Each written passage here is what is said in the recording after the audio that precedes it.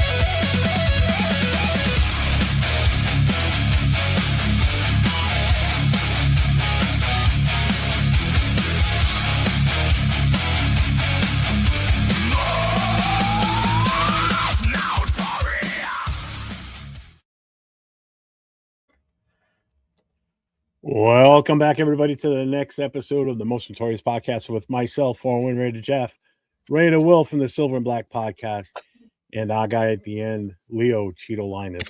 What's up, gentlemen? How you doing today? What up, man? What up? What up? Salute, salute, salute. What's going on, baby? Not much. Was that a better intro? I've got no strings to hold me down.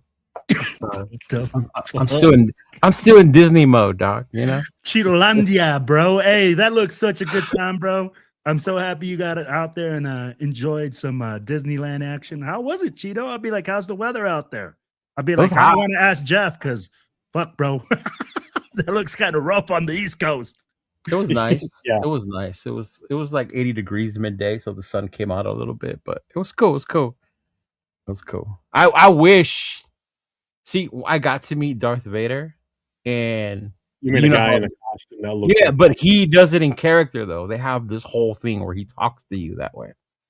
And being the nerd that I am, I went along with it because I had on my Anakin Skywalker shirt.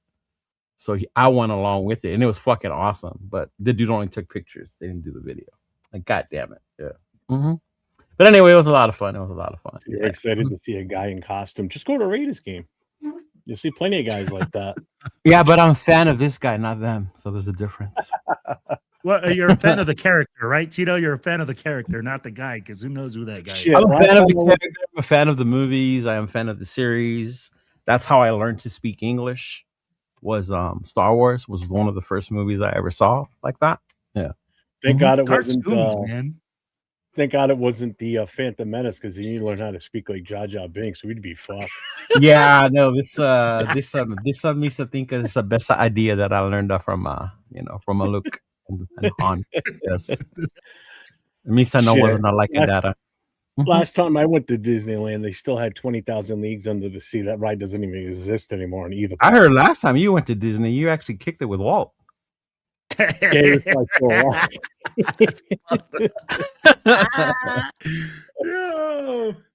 Hey, Cheeto, do they still got that ride that's like a roller coaster ride almost it goes inside the dome. It freaking like it's all dark. I forgot mean what You it's mean the called. Matterhorn? The Matterhorn or No, Space Mountain? Space They got Mountain. rid of Space Mountain? No, they have Space Mountain still. It I was was gonna closed say. though. We didn't get to go on it, but Okay. the Matterhorn's still there. Yeah. Dawn and I went down to Disney on a honeymoon in '91, and there was like hardly anybody in the park. Okay. Yeah. Hardly anybody in the park. 91. Disney World. We rode Oh. Space Mountain. We did it like 36 Oh, times. Disney World. Disney World. 36 times we rode that ride. We'd get off and get right back on. Yeah. Because there was no line. There was nobody there. The place was dead. We just got hit with that Hurricane Bob, so like nobody was there. So it was pretty beautiful. Dude, Yo, 91 had just graduated middle school.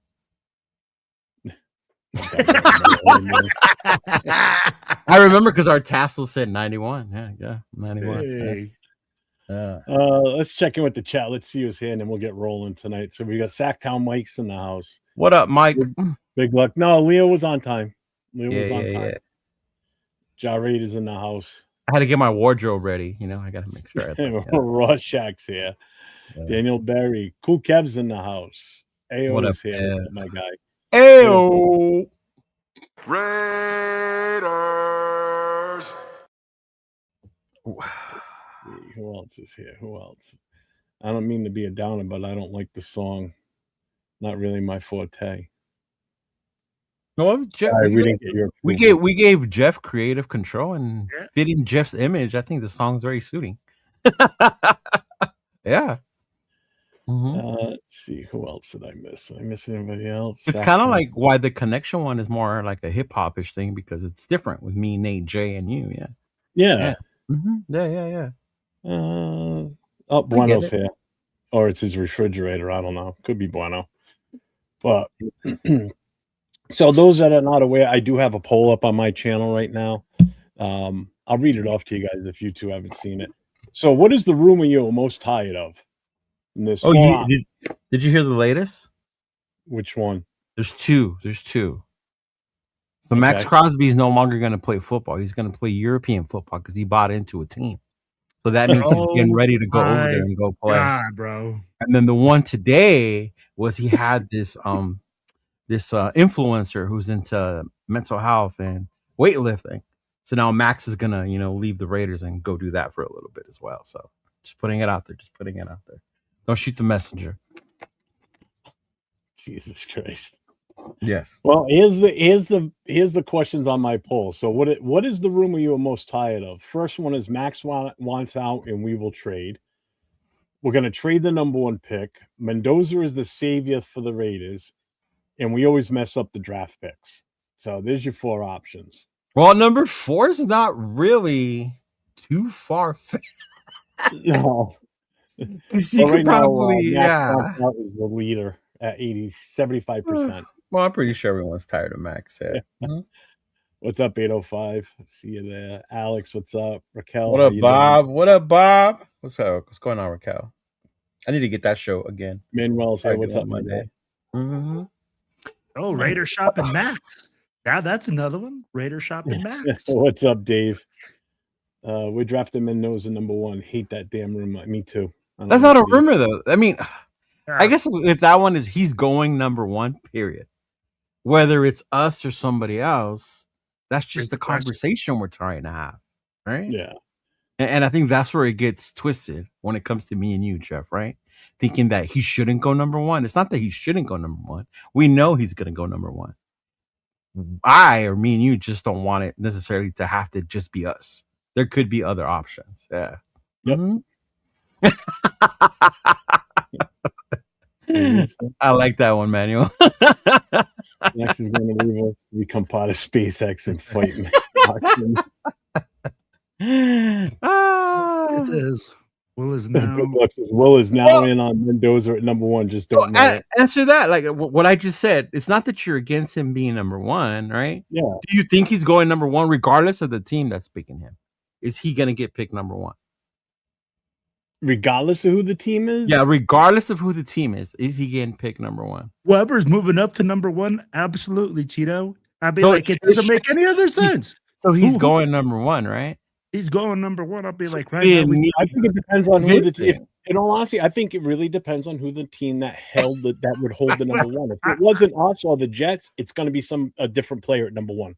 So, I love you. I love that, Jeff. But I'll be like, if right now, if anybody's making a move up to number one to trade with us, it's for Mendoza.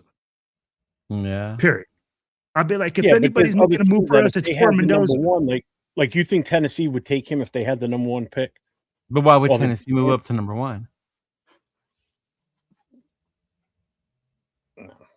We shouldn't even be taking him at number one. Sorry. Oh, that's not the debate. But my thing, that's the problem. It's not that we're saying he's not going to go number one. It's that we're open to options, right? If somebody was willing to trade it. Yep. The fact that he's going number one, I think, is like going to happen, whether it's us or somebody. I heard Max. Hey, Lorenzo, let's get him to come to Bakersfield before he leaves us. Shout out to Lorenzo. Hey, make sure you get your summer kickoff tickets. You know, they're doing it a little different this year. There's personal canopy spaces available this year. So they are limited. So make sure you hit up Raider Crusaders on our boy Lorenzo. And because you would definitely see me, myself, 805, Severe. We'll all be out there again. Yeah. 805. It's rumor, Leo. That's how I'm treating it. Don't tell me how to rumor. My bad. 805. Thank you, Mike. Don't forget to hit that subscribe on all 3 channels if you haven't already. I know, right? Oh, dude, trust me, Baylor. Leo's is Cheeto Linus, so make sure you get over to each channel. Bro, trust me, Big. Like, I've been working on a How Do Rumors Get Started t-shirt. Well, dude, that was funny. I had him all pissed off last night. Well, not really. Wasted in his chat. Oh. Because I threw out the other, wasted. should we really Which take one's him? And just wasted? to get his take on certain things. And which man, one's the wasted chat, again? The chat Wasted goes on with that. Oh, okay. Chat was on me big time. I said, God damn. Well, I think it's because everybody's so enclosed, man. I mean, like, yeah, I get it. The quarterback is the primary position that everybody wants. And honestly, I can see what they're saying. Hey, when is another opportunity that we're going to be able to get a quarterback? I'd be like, and that's where people, and I get what they're saying. I get where they're coming from. And that is 100% like a legit reason. Like, yeah, it makes sense. When is the other opportunity? Because we keep saying, hey, the draft is going to get better next year. That's what they said last year for the quarterback draft this year. And I didn't say that last year. Well, I'd be like, that's what a lot of people were saying for this year's draft. And, we keep saying, hey, next year that quarterback draft is going to be better, but we don't know. I think a lot of parrots say that because they hear it on ESPN and then they repeat it without even realizing and looking at who the class is going to be next year. All right. Well, and so I'll ask you this, Cheeto. Do you believe next year's quarterback class is going to be better? It can be, but like I said earlier on our shows, a lot of it has to do one injury. Because look at what happened this year with Drew Waller. He got hurt, stock completely dropped, right? The way they had it, Drew Waller was one of the top ones. Drew Waller, yeah. Nussmeier, look at Nussmeier. Nussmeier was supposed to be one of the best ones coming into this year's draft. And right now, you're like, fuck, this dude might just participate in the combine just to get his stock up, like he did in the Senior Bowl. It can be, but it's like you don't know who's coming out. You don't know if it's Arch. You don't know if Moore is going to come out, even though he's staying one more year, right? Like you really don't know until it comes that time. Yeah. So it's a risk. It is a risk. Yeah. Mm-hmm. So and I get that when they say, "Hey, man, like when are we going to get another opportunity?" And I can't hate on them for having that thought because like Cheeto, like you said, and I just said, when is the next time? We don't know. Right. In all honesty, the only reason I'm really pushing to trade out of the number one is because of how many more picks we can get out of it based on right the team has. We won't have as many needs next year. So if we did for some reason finish with the number one for next year, we use the number one pick. We don't trade out of it. This year, I think we needed to trade out of it. I think one thing that I did notice a lot was people just saying the we need. Of course we need. We're drafting number one for a fucking reason, right? We have a lot of needs. If we didn't have a lot of needs, then we wouldn't have the number one fucking pick, right? Mm-hmm. Now, I think the notion where a lot of us goes, oh, we're not ready to have a quarterback. I get it, but what team picking number one is? You're picking number one for a fucking reason, right? You suck. But to Jeff's point, it just goes to how you're gonna go about building it, right? Do you go and get the guy because he's there and you keep building each year, or do you stack up on draft picks?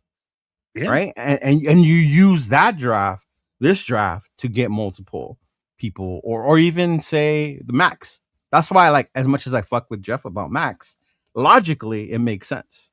You trade him, you get capital, you use that wisely to develop your team because you have multiple needs, right? Like, I get we need O-line, we need a quarterback, we need everything. We need everything. There's a reason we're picking number one, you know. And the whole time we're all talking offense, we completely forget about the defense. Yep. Like, we need 100%. linebackers, bro, right? We need corners. We need corners. Like, are we really going into next season hoping that we re-sign Eric Stokes and that our rookie is developing even more? And that's only 2, right? Like, who else? 100%. Right? I mean, like, and then you'd look at Palumau, and I mean, like, look at our safeties. Is Jeremy Chin really the long-term solution there?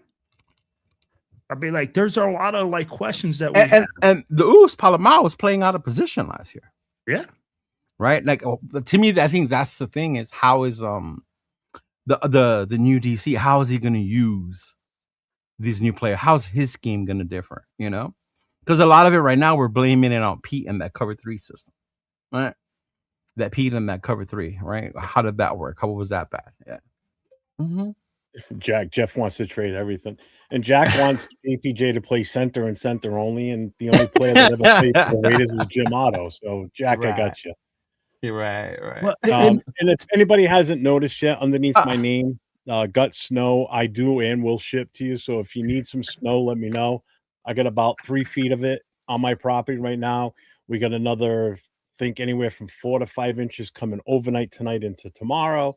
Yeah. And then we got another decent sized storm coming again this weekend. So anybody needs snow, I'll ship it to you. Sir, I would like some snow. Can you send some over, please? Shoot. I had a busy weekend last weekend, so I didn't get a chance to go up to the mountains. And they started melting already because we're in SoCal. So, yeah. Mm-hmm. Well, before we get into the Maxx talk, the Mendoza and all that, I want to bring this up. So we're going to talk a little bit of the Underwear Olympics because it's this weekend. Jeff, what is the Underwear Olympics? It is the Scouting Combine, the 2026 Scouting Combine. Right. So let's get rid of this part. Right, so Anthony, make sure there ain't no yellow snow. Yeah. These are just basically the by position group. The days that if you're gonna watch it, these are the days, like that's when they're gonna do their stuff. So DBs, defensive line, linebackers, and kickers are on the 26th. That's when they're doing their on the field stuff. Their 40s, their actual run drills, and all that other shit. On the 27th, which is Friday, is the defensive backs and the tight ends. That's their on-field workout day, so that'll be Friday day. Saturday is the big one, like the skill positions, basically. So it's going to be your QBs, your running backs, and your wide receivers on Saturday. I will probably be live during that, like I was last year. But the one I'm really want to pay attention to again this year, just like last year, is this one. Yep. Which one? That's Sunday. So that's going to be the offensive line one.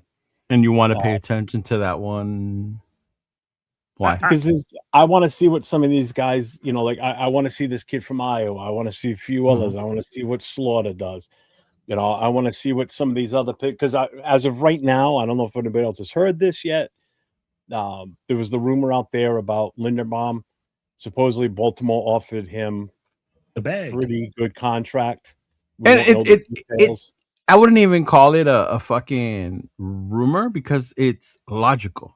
Of course they're going to offer him a bag. He's the best center. Yeah. They went from the rumors is they went above and beyond what his market value is. So they're basically outpricing him from anybody else that wants to go and get him unless you really, really overpay. So it's going to be a bidding war for him.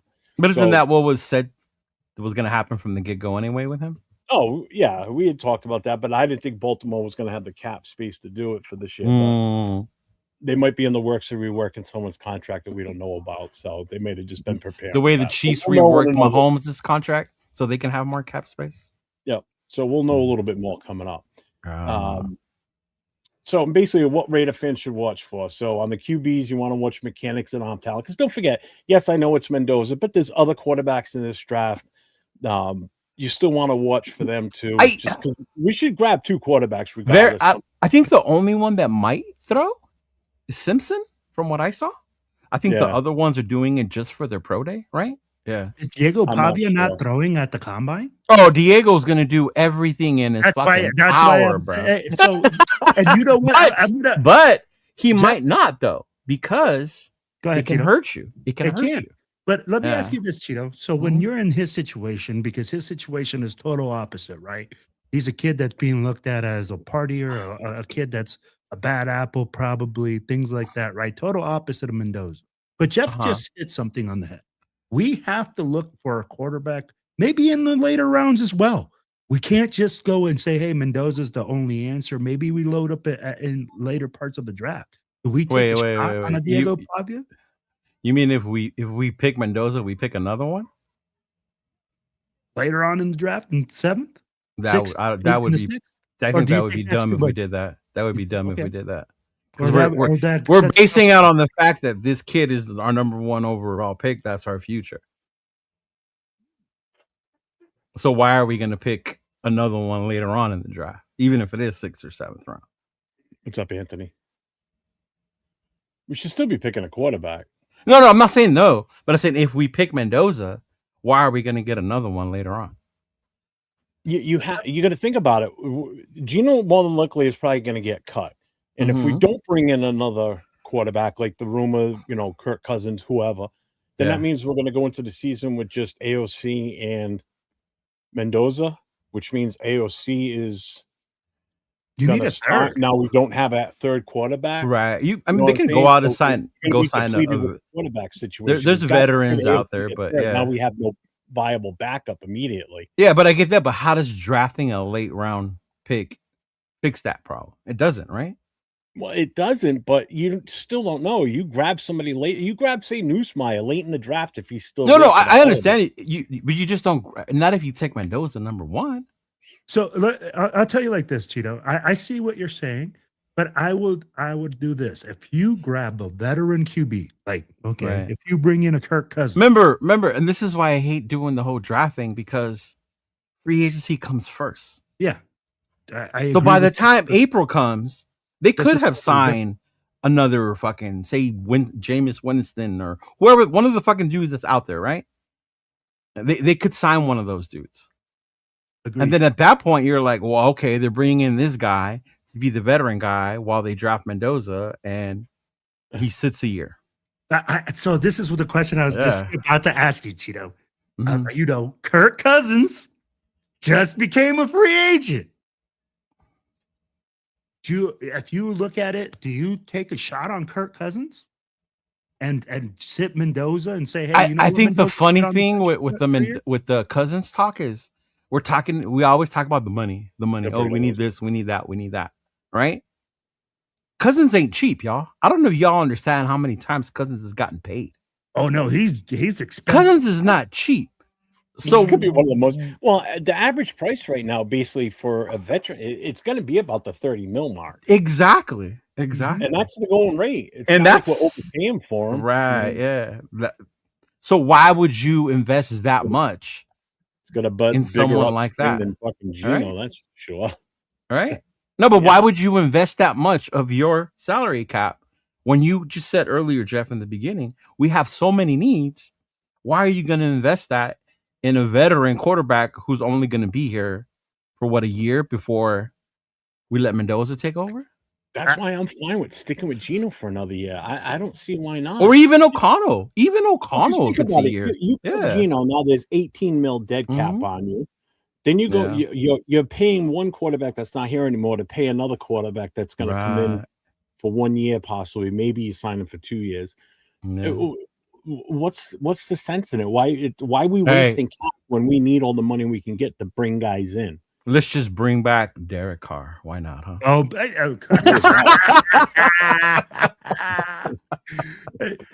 All right. So are we saying? Let me ask. So I thought Gino's time was done with us. Is Why Gino would you done? say that? They I haven't. thought I'd be like honestly, when you flip off the fans. when Okay, you first are- off, we're not gonna do the whole flip off the fans things when the fans themselves are the ones being soft when they No, flip them off as well. Fred, no. I'm just saying you're disgruntled. Because when he flipped off Seattle, motherfuckers made shirts about it and were wearing that shit proudly. I get you, Cheeto. But So, I'm just saying, like, you know why- he was disgruntled, bro. You know he wasn't happy. Come on I now, know bro. that. I'm not saying he was. That's what I'm Yeah. saying. I'm not saying like, Mhm. hey, he was disgruntled. He Yeah. wasn't happy. So I'll be like, how do you even come back and try to smooth that out with Gino and say, hey, man, like our fan base is just a bunch of assholes and just like come back and play for us?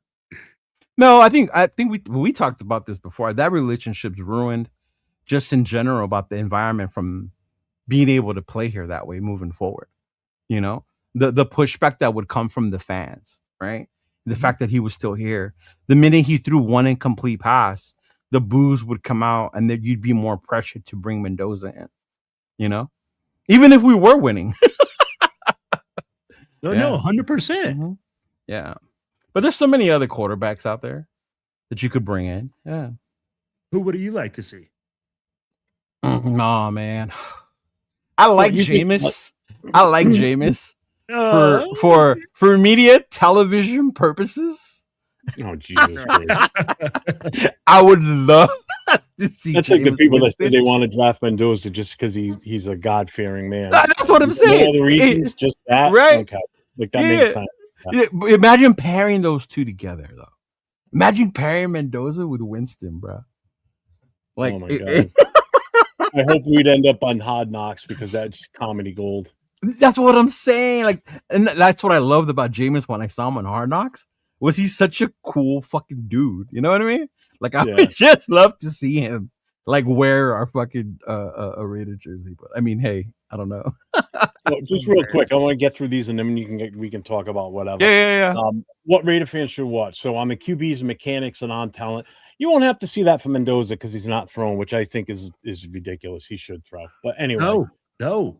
Hey, Jeff, Why? here's the thing. Why because not? it hurts his why? stock. Because he doesn't want to show off his incompetence. No, it shows up, bro. Why? And this is the thing. And don't give me he's not familiar with throwing to people. What do you Bro. think's going to happen when he gets to a new team? Whoever drafts him, he's going to be throwing to people he never threw to before. So what's the difference? because it doesn't. Tell me. Because everybody's gonna be talking about it, Jeff. Time Here's the thing. out. If you're this competitor who loves to compete, I get what you're saying. why are you afraid of hurting your stock?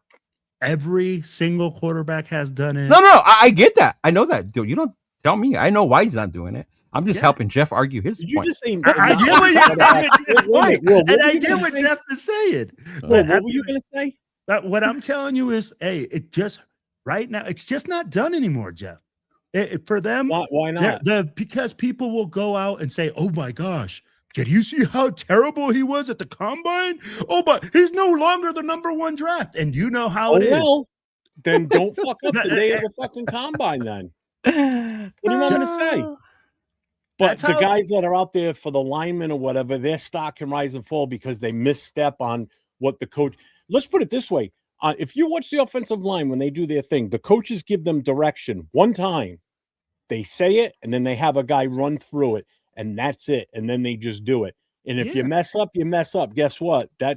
That'll drop your stock a little bit. So if they're telling you as the quarterback, do this, throw this pass to this guy, he's going to, okay, and you overthrow him or you way underthrow him, that's on you as the player because you're not doing what you're supposed to be able to do by putting the ball in that guy's hands. And don't give me this, oh, well, he's not familiar throwing to him.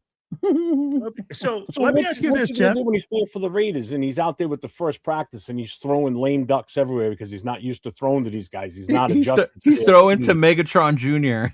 Yeah, right. and he can't hit him. So Jeff, I anyway, get what wide you're saying. receivers, you want to see their separation. We don't want to see guys like Thornton who can't separate what the shit Well, players. it's whoa, funny you bring up wide receivers because did you guys actually know who Xavier Worthy was until he ran the 40? No, I did not No. know who Xavier Worthy was. Oh, really? Now, I'm not saying he wasn't. He was a good receiver, but that's someone who, by participating in the combine, upped his stock to be a first round pick. Absolutely. So it has its positives that it can do for you. Yeah. Yeah. And that's what it does, right, Cheeto? If you're a lower guy that's not very looked at, you got a chance to shine and show what you can do. Like Jeff said, offensive line, you're going to check their hips, check how they flow, check how they move, check their footwork. Measurements, and too. placement. The measurements, big time. Like offensive linemen, if you're coming in as a tackle, one of the biggest thing that is the selling point on you is your arm length. Yep. Yeah. And you saw what happened with Tyree. what's his name, Will Campbell in New England. Bro. That was the big knock on him last year in the even combine that. was The big thing with Tyree was his physical specimen of a body that he is. Right? Look at how big this dude is. Look at how long his arm. Remember, they had that thing of him next to a truck, right? With his wingspan. Oh, he has a 7'4" wingspan, I think. Right. But what good did that do in the NFL? It doesn't do and they're measurables, right? Yeah. I'd be like, right now, people it's cool to have those. It's cool to have those, but I mean, hey, yeah. But I'll tell you like this. And that man says no QB and projected number one should ever throw in the combine when he has a pro day to throw to players he is familiar with that helps him and his teammates. I get the help in his teammates. I understand that part. But look at CJ Stroud. He didn't have to throw at the combine, and he didn't. He put on one heck of a performance out there. He solidified why he would be the number one pick. The thing with CJ carried a lot of that stigma of bad OSU quarterbacks. Yeah, he did. And until that Georgia game, right? Because a lot of people said he wasn't mobile enough. He proved the mobility. They're like, oh shit, he is mobile, right?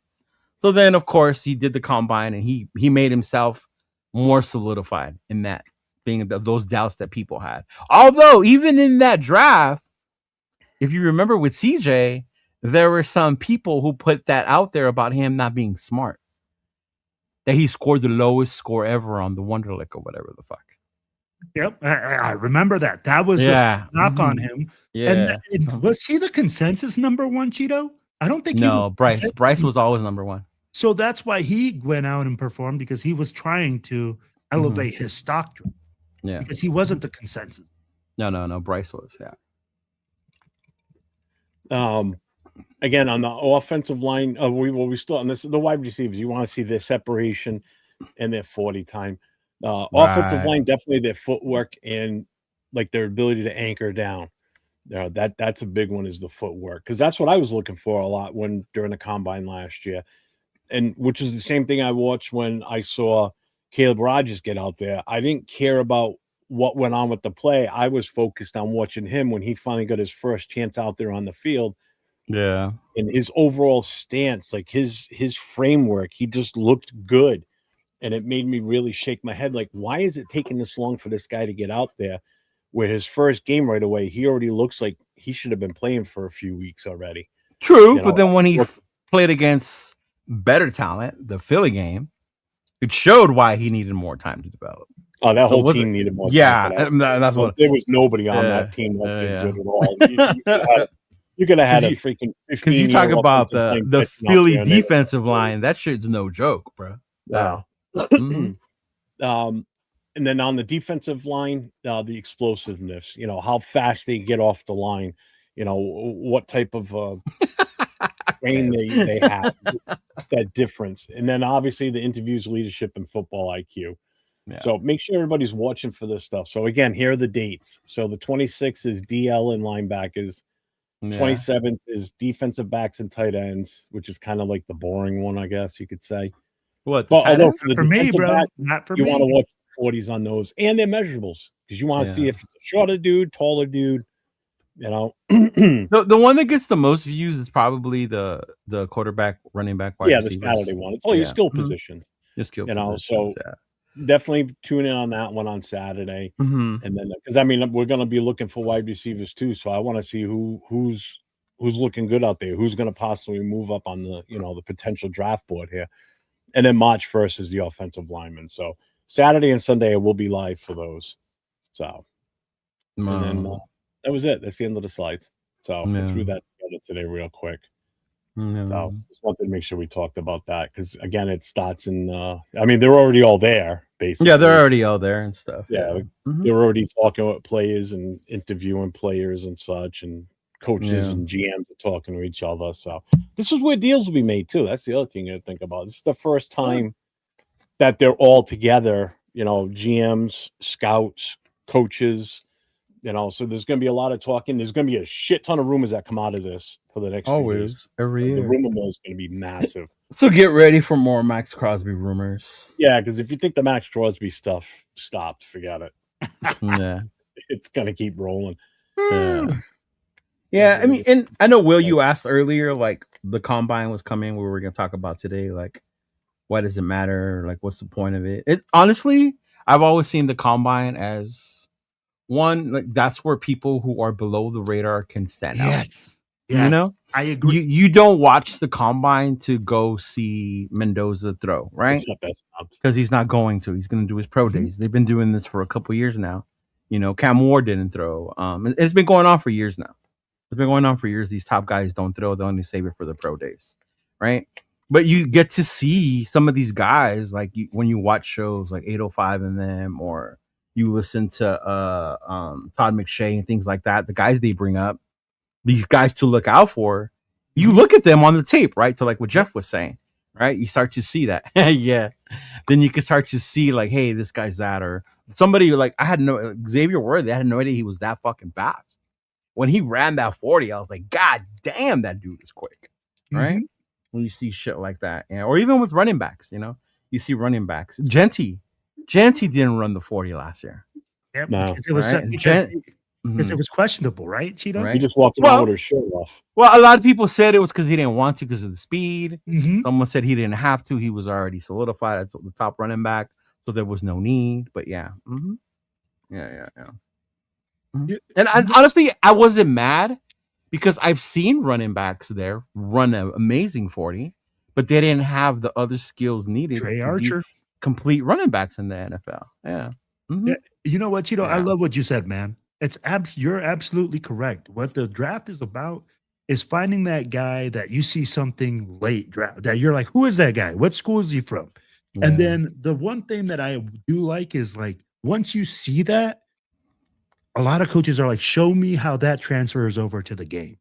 You start digging in on that guy. Right. You can start looking in on that guy that you didn't see because you were like, hey, man, he's at a Division II. He's at the Division III. I'd be like, look at the Senior Bowl. It's funny you bring that up because I was listening to Q's show, and they were he was talking about one coach who used to work with Belichick, and there was a scout, and the scout used to tell Bill, "Hey, look at this guy. Look at this guy. I've seen this. I see him do that, like as a scout." And then Bill Belichick would tell him, "Okay, show me where what you're seeing translate to game film on the field." He got that from and I was like, dude, that's fucking like Bill Belichick. And that's fucking like you would say some shit like that. Yeah. Bill Belichick got that from Parcells. Yeah. So I was reading the Bill Belichick's like biography, and he got that from Parcells. So that's super interesting. Yeah. What's up, Juan? Yeah. So it's cool when you see that. No. Well, remember that year the Raiders fell in love with the Combine Warrior offensive lineman, and we drafted him. Armstrong, right? Wasn't it? But what the hell was his name? The guy, because they're actually like I told you this before. Guy that came here to give me quotes to replace our windows. That's his cousin. I think you did say something about that. Yeah, I think you mentioned his name, and you were like, "Who knows his name?" And I remembered. I was like, "Oh, that was that dude we fucking drafted because he fucking did amazing in the combine, and then he couldn't block for shit." Because that's how the guy even said it to me. He goes, "Hey, you know that guy that did really good for the that you guys drafted, and he was like a superstar in the combine." I said, "Bruce Campbell." That was it. I had a feeling it was Campbell something. Bruce Campbell. Yeah. And I said the name to him. He goes, "Yeah, that's my cousin." I'm like, "Get the fuck out of here." He goes, "I'm telling you." I'm like, yeah, Bruce fucking Campbell, bro. Well, I gave him all my info and everything. I was like, "Dude, I'd love to get him on a show someday." So I gave him all my info, but we didn't go with him for the window, so I never heard from him. And Jason's right too. Medical evaluations. Yeah, Any of these guys absolutely. that Yeah, that's another one were too. injured last Especially year and that was the big thing things with that haven't been detected yet. that was the big thing with Penix. Cause remember Penix had been hurt so much, so it was he like had a been big injured thing to 4 be able to times. look into Penix's injury thing. Yeah. Mm-hmm.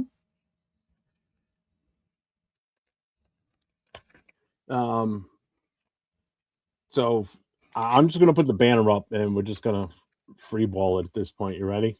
Yeah, G fam. I only had 2 left, bro. It was an amazing day at the All strip right, club. let's let everybody go at it now. What the heck? They left me with $2, bro. That was it. You believe that shit? Yeah. Chicas Bonitas was popping, bro. Mm-hmm. Oh, I thought you were stripping, bro. I was like, damn, Tito. I was like, Mhm. what they're doing that There's extra? someone else that was higher than him. Who? I know Stafford was up there. I thought there was someone else on the Wonderlic that was even higher than Stafford. I think Andrew Luck was. Andrew Luck was. I knew it was a quarterback. I just couldn't. Who the fuck was it? Maybe it wasn't a quarterback. Because that used to be one of Bill Belichick's famous things. He would always go look for the smartest guy. They weren't always necessarily the most talented, but he was always big on grabbing really super intelligent guys that were easy to learn stuff. Those are the easiest ones. He always said that he could coach people. Not always. Sometimes he just went and he got players. Hernandez probably wasn't the brightest cookie in the box, but he was a fucking football player. Yeah. No, I don't want to remember Leatherwood. DB's 40-time vertical. That's John Gruden, man. John Gruden's pick right there.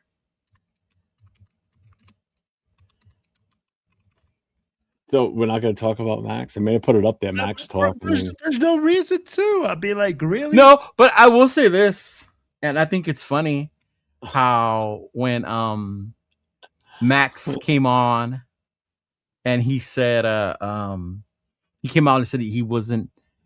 People were mad because he didn't come out and said that he wasn't going anywhere, right?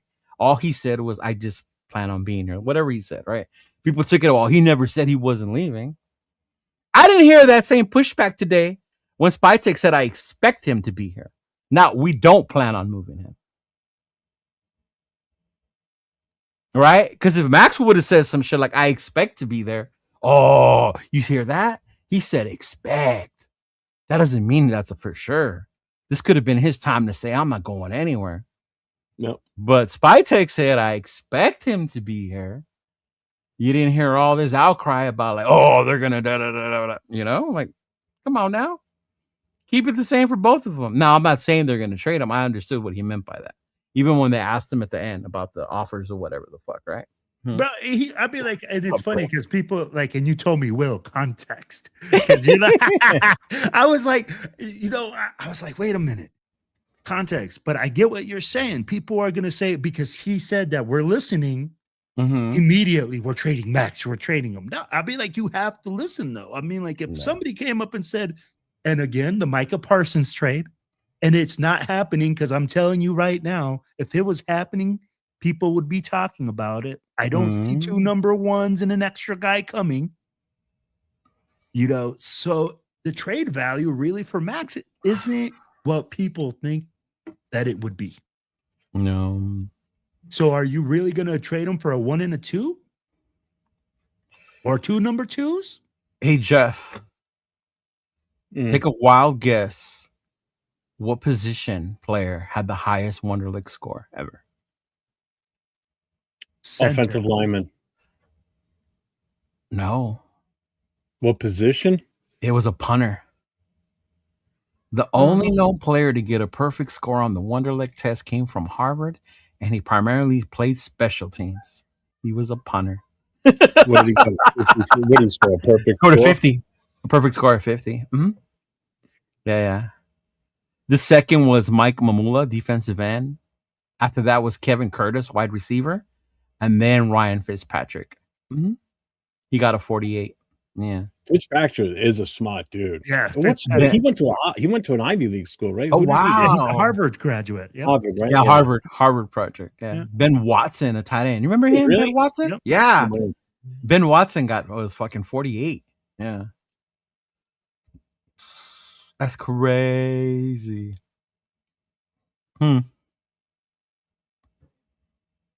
That's crazy. That's crazy. Actually, Silver Smoke usually goes to the combine. He lives right in Indianapolis. I haven't talked to him. I should. That would be cool to go if you live nearby. That would be some cool shit. Yeah, because last year he when I was live, he called in. Oh, he came in live on the channel while he was there. Did he? Had a really bad, he had a bad feed while he was there, so it was really tough to see. We happened to be on the phone with him when I forgot who it was that was running. Oh wow, Frank Gore got When one. I think it was when the running backs were doing their 50s or their 40s, and some of the other, like obviously the Amari and Hampton and some of those other guys were going through it when he was there. Yeah. But he was even talking about the wide receivers, just how fast some of them were. Yeah, I would go to meet the players, to network with some of the other people. Yeah, I think it would because they walk around too. great. I mean, they go right up to the stands and everything. They talk to fans. Yeah. It's actually Oh, cool. bro. yeah. When I've gone to private like practices, you meet a lot of the dudes, a lot of the writers that way. They just walk around, come up to you, like, hey, so and so, da da da. This is what I saw. What do you think? So, like, how do they look? I'm gonna throw something out here because he says Mendoza's gonna cry. What are we gonna? What's everybody gonna do with the ones that say he's such a smart guy? What's gonna happen if he scores like a 30? Honestly, bro, I wouldn't even panic because I know that. But I'm just saying, how funny would that be if he like totally bombs this thing? Yeah, I think it would be hilarious. It would be funny because you would see a lot of content coming out about he bombed it and da da da da da. And yeah. Mm-hmm. And I think to me it's like when they talk about him being smart, I don't necessarily think they mean his grade point average. They mean his football smarts when they talk about him being smart. Oh, I think everything though. I think his academics and everything. He's up there. What's his GPA at Indiana? That I don't know. I'd have to look it up. I'm not sure. That's what I'm saying. So why are people saying he's smart at school too? Like, how do they know? Well, they might know that. I just didn't look it up myself. I never had the desire to. Mm-hmm. Yeah, Vince Young bombed the Wonder League. So did Frank Gore. Frank Gore was one of the lowest scores too. Yeah. Just because you do good on the Wonder League doesn't mean you're going to be a good footballer. Oh, no. Yeah. So I feel like at the end of the day, the Wonder League is only one evaluation part of the whole process. Yeah. Oh, that's awesome. Accepted it. He better score higher. I'll laugh my ass off. But still, exactly. That'd be funny though. I thought so. Yeah, it's okay. I don't think it would matter to me because it's more about his football IQ than anything. I mean, the perfect example was, remember the movie The Program, Jeff? Remember Alvin Mack? Right? Yep. Box rocks. Could not read, could not spell. But when they asked it, the film study one, right? The film study in the room, Jesus Christ! Like, and then they do this, he just rattles off everything. Then you ask him a simple question, like, what's 1 + 1? Right. You know, he can't answer it. You're like, what's your main job? Look, quarterback. What do you do after you do that? After you get up, break the seal off this? No, because the coach has them identified the offense the other team is running, and then what the defensive call was going to be, and then third was what his assignment was. And that motherfucker was like, boom, boom, boom. That's all I want our football players to have is that football smarts. I don't give a fuck about the other part. Yeah, really, right? Oh man.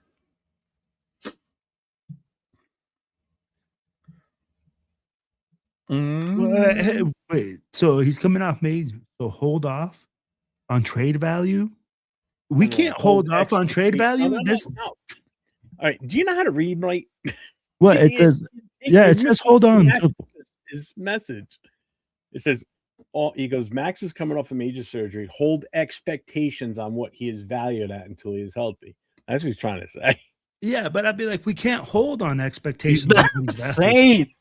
He's not telling you to hold on. He's saying your expectations. You're going to hold back on the expectations. I get you. I was like, what? Relax, Tigger. Like, relax. Don't expect the shit. Yeah. Hey, I actually got to draw a Tigger at Disneyland yesterday, by the way. I got you. Yeah. fucking Marine. They taught us how to draw tickets. Here, let's draw strings around the front. Well, Shit. Fuck you. I need love help you, Doc. Oh, you fucker. I saw another one the other day. And I was gonna send it to you, but I got caught up in what I was doing. But this time it wasn't. It wasn't one of you guys. It was one of my guys. Oh my Yeah. God. I was like, it happens. It happens in every branch. It does, bro. Shout out to G Fam with the gifted 10 memberships on my channel. I appreciate you, man. Damn. What's Thank up, you. G fam? Let's Yeah. go, G fam. My stream elements is finally working. He's definitely a smart kid. People talk Yeah. about how he doesn't need football. He'd crush it with his own business or something. Yeah. Mendoza? That doesn't sound right. So, and I you like know what? the Nandalorian sounds better. Hey, Cheeto. So, they asked Spytech today about the NIL and Yeah. how he feels like, it's affected kids coming out. And he came out with the response that really, like, it caught me a little bit off guard, but he's like, I kind of like it. He's like, it shows me what kids are really about when they already get the money. Yeah. And a lot Yeah, of people hate on the NIL for, saying, oh man, these kids are getting paid and this, but I'll be like, I really, that response really, like, I was like, hey man, that's factual right there. As a GM, that shows you, hey, if this kid got paid in college and he's still busting his ass, making millions of dollars, he's going to do it in the NFL. Think about it this way. Jamarcus Russell was a physical specimen. Had a fucking cannon, big games, all that shit, right? Mhm. The knock on him was when he got his money, he stopped trying. It changed him, right? He didn't have to anymore. Now, imagine if Jamarcus would have got paid in college. It would have shown a little bit more, wouldn't have? You would have been a little more like reluctant, like, what the fuck is this we're doing with that money? Right? See what he's doing. But remember, they used to come younger too. They used to come younger. Yeah. You're talking about 18, 19, 20-year-olds, right? Yeah. Right now we got 23, 24-year-olds. Like, what the fuck? We got 26-year-old coming out to get drafted. Yeah. No, yeah, I heard what he said, and it was definitely a good insight on the way of looking at the new college player. And we've talked about that too. Remember, Jeff? About how certain players that bounce around school to school. Yeah. Mhm. What does that say about them character-wise? As opposed to a kid who stayed with the same program, for multiple years. Now, I get it. There's circumstances where your coach leaves, so you went for the coach. So if he left, you're leaving too. But I mean, the ones that just bounce around to paycheck, I'm sure that gets into the GM's mindset about when they're evaluating this guy. Yeah. Yeah. Yeah, like what's his loyalty and Yeah. Mhm. like if you stick it out with a shitty team, but you're just phenomenal at your position and what you do and everything, you're just that top-notch guy, then Yeah. that speaks volumes to me because you don't care what team you're on, you're still out there balling. Mhm. And you're making you're making a name for yourself and you're doing what you can to help this team win. Right. But if all of a sudden you're on a shitty team and you're like, I'm out of here, and skips to another team. Right. And G-Fam, you didn't say that right. It's wicked smart. You got to get rid of that R. Smart. Yeah. Smart. At least 3 A's in that. Oh man. But yeah. I like it's part of the new way of evaluating these kids. It's different. Yeah. Yeah. Mhm. And I mean, like, he also said something else interesting, which What's I up, know the Chewy? chat, bro, is probably going to kill me because they already said it. You don't draft a guy number 1 to sit him on the bench. But he said, hey, I might draft the guy number 1 and sit him on the bench. I think it depends on who's the one saying that. When you say you don't draft the guy to sit him on the bench, because Brady from the get-go, that's what the chat is saying. That's what I said. Like, I'm just saying, hey, the GM, Brady. I get it. As a fan, if we're drafting a dude number 1, I want to see him on the field, right? Yeah, I agree with you. But Yeah. I like that. I mean, like, all the things that he said today made a lot of sense to me. Yeah. I'd be like, when he's like, hey, I can draft a guy. You know the coolest part about Spytech now, Jeff, and I don't know if you noticed it, but last year it seemed like Pete did more of the talking than Spytech. This year you see Spytech's personality more on the team than we did last year. I think it's his personality, but he's in charge. Yeah, he's coming. That's what I mean. He's in charge and making the decision. Yeah, like he's already got a bigger media presence this week at the combine than he did last year. Last year he was just like, oh, there's the GM. Oh, but here's Pete Carroll. Let's go talk to him. You know what I mean? So I get it. I definitely get it. Yeah. You know, it just goes to show how much control he actually had on this team last year. Right. The GM, he should be the focal point. You know, I mean, Kubiak, it doesn't even seem like you don't see him all over the place being interviewed, and you know, he's tomorrow. He's being interviewed, but I mean, not in the same meaning as like Spy Tech, where he's like everywhere. Every time I turn around, there's something coming out about Spy Tech saying this, saying that. Yeah, he's he'll be interviewed tomorrow. And hey, G fam, thank you, brother. I appreciate it. Shout out to G fam. 5 members gifted on Cheeto Linus. Mm-hmm. But yeah, man, that thing with Spy Tech, I noticed it. And a part of me is bugged that didn't happen last year. But then I have to remember that because it was Pete Carroll, I guess they gave him that control because of his name, right? Well, he's the veteran. He's the one who's done it before. So maybe, you know, John, you sit back a little and maybe you learn, you know, from Pete and his experience this year or whatever the fuck, right?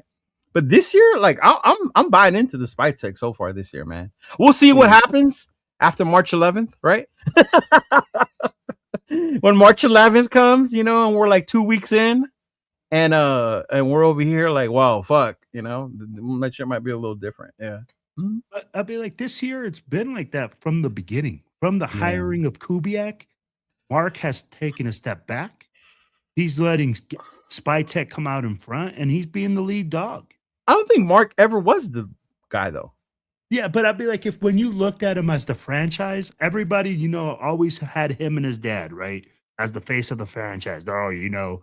So I'd be like, now he's like really even taking a step back where he didn't even make it to the podium to announce that coach, which was huge. A blue collar gym. How do you know this? I'd be like, do these guys like live with Mendoza and like, do you not have a job or something, bro? Because people are like, oh, he's a gym rat. He's this. He's that. I don't think you understand the day and age you live in. You can basically know everything about these motherfuckers through social media alone. You go back 10 years ago. So everything that I post that they want to post about themselves. If they had enough interest in you, they would, but they don't. So be grateful. Right? Yeah, no, for real. That's real talk. Imagine being like that much where people can look at everything you do. You know? No, man, that's I just don't see this, man. I'd be like, also wait. He said he turned down the doesn't Yale have a football team? Yeah, no? Yale has a football team, right? Yeah, they do. Yale has a football Yale, team. Harvard, every but they play football because they don't win. They're not known for their football program. If he's that good, they would have won 4 championships. Oh God! I mean, come on. I mean, he's the guy. Remember, he's the consensus #1 overall pick for the eternity of the NFL. Oh, Jeffrey.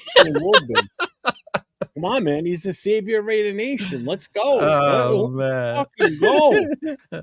Hey, he's such a gym rat. He works out at Planet Fitness now, right? Yeah. Get out of here. Yeah. Oh, I ain't wearing no quarterback jersey, and it's not because of Mendoza. It's just this frame does not look good wearing small guys. Yeah, he needs a 3-digit jersey. Damn, he said 3-digit. Yeah. I have one too. Well, ain't no shame on Jeff. I have one. I have one that has my area code 909, 3-digit jersey. Yeah. I need a 4-digit. I didn't go that far. He's almost put zip code. He's like, you said put 2 players' numbers at one time. I'll have like 00 and 63. You know. Yeah, no, it's different. It's different in Ivy League schools too. Yeah. Yep, absolutely. Hey, what up, Tanner? What's going on, brother? What was your previous con? Hold on. What was? I'm not as high as Spy Tech as a lot of people. Why? No, with reason though, because there's a lot of reason not to. You look at last year's free agency, bro. It was not a success. Correct. His job is to do that. Correct. And if you go by it last year, whatever you say, oh, it wasn't him, it was Pete, whoever. That's his job, and it falls on him. And all we got was what? Kappa? Elandon Roberts? Right? Eric Stokes? We lost Chase on. We lost Spillane, right? So I understand the skepticism on him, but also like I'm open more now where I start to see he has more of an influence on the team. Yeah. Mm-hmm. G-Fam, the last comment I see from you was you were talking to Alex. I don't see anything else. Yeah. Cap of the GOAT. Uh-huh. Q had this really good interview with Clint's dad. I don't know if you guys got a chance to listen to it. The whole thing. But the whole thing, not just clips. Like hear the whole thing. Yeah, well. I only heard the clips that he brought up. Yeah, no. That's what I'm saying. Like, no, you hear the whole thing, and I like to listen to them all, the whole thing, because it gives you a bigger context of like how the story got there, what they were talking about when they got there. What did he say? If Mendoza what? He said if Mendoza wins the Super Bowl, Jeff will be wearing his shirt, hat, tattoos, and a fridge full of Mendoza treats. Fucking Mendoza treats. Right. You ever watch that movie? Yep. Friday Night Lights. Yeah. You remember when that girl made like that Jello of the running back? And she, Rice Krispie treat, and she's like, "Here, I made this for you." That's what Jess Mendoza treat would look like. Oh, what's up, man. Coach? I heard Mendoza lives his life like it's 1956. Coach, that's hilarious. Coach is not a Mendoza fan. Just Jersey says the full chant. Yeah. Wow. You just call me fat. That's not funny. Right? Damn. Now we're shaming folks. It's all caps, too. Those are bigger letters, too. God damn it. My tech was definitely handcuffed last year. That was Pete running that damn team last year. Hey, and you know what? Pete Yo. wanted a lot of his guys. He wanted to trade a lot of the draft capital into at least somewhat. So the rumors are right. What do you mean a lot of the draft cap? The only thing he traded was the rumors were that he wanted to get even more over his guys, right? Supposedly. Do trades? Who? Huh? Who? I don't know the names, but well, you mentioned the rumor. Don't just hint the rumor, dog. Tell us the rumor. So from what the rumor.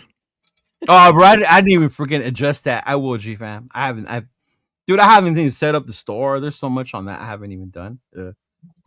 I think he wanted to bring over. Who was it? Wanted to bring over some more offensive linemen. He also wanted to bring over some DBs from freaking Seattle. I agree with that. He wanted to make more movement. Again, supposedly there was infighting inside of.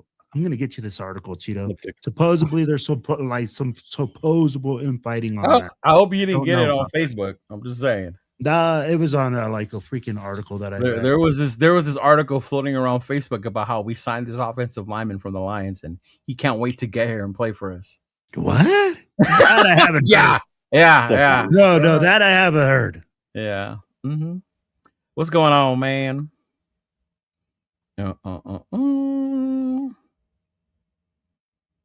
Oh, and Tanner, I saw this list today. He likes your hat, Leo. Thank you. Appreciate it, big dog. It's the Viva Los Raiders. Is that Italian colors? Really?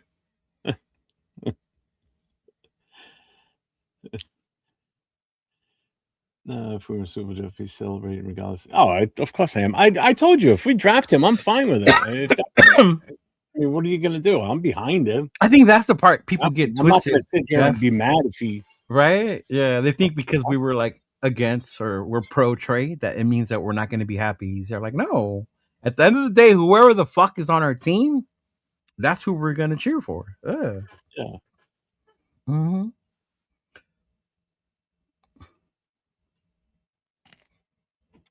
Arnie's got a question. Which of our own free agents is a top priority to re-sign? Landon? Stokes? What about Jamal? Nah. What do you think about Kuntz? I wouldn't make him a priority necessarily. It's a lot. It depends on the price, bro. I think we gave him a lot for what we got last year. And the shitty part is, one, we let Chase on go and paid him instead. and you saw what the year Chason had. And then the other part is like, this would be the year that he fully recovered from that injury. So this could be the year where he has a bigger year, right? Because his body would have fully recovered from that injury. Yeah. Hopefully. Mm-hmm. Yeah. No, I'll tell you like this with Kuntz, man. We gave him $13 million as a prove-it deal. So what is he going to take this year? Think he's going to take less than 13 million? I don't know. Maybe even he knows. Hey, I didn't prove it. Unless there's other teams banging the door to bring him over. You know. Yeah. What up, Israel? What's going on, big dog? Man, Lovelock's in that. Yeah, we need to get we did Lovelock or Steven back on the show. No. Mm-hmm. Olive Garden colors. In Sacramento. The fuck are Olive Garden? That was a good one. That was a good one. Okay. Robert, he said 51's a bum. Mm-hmm.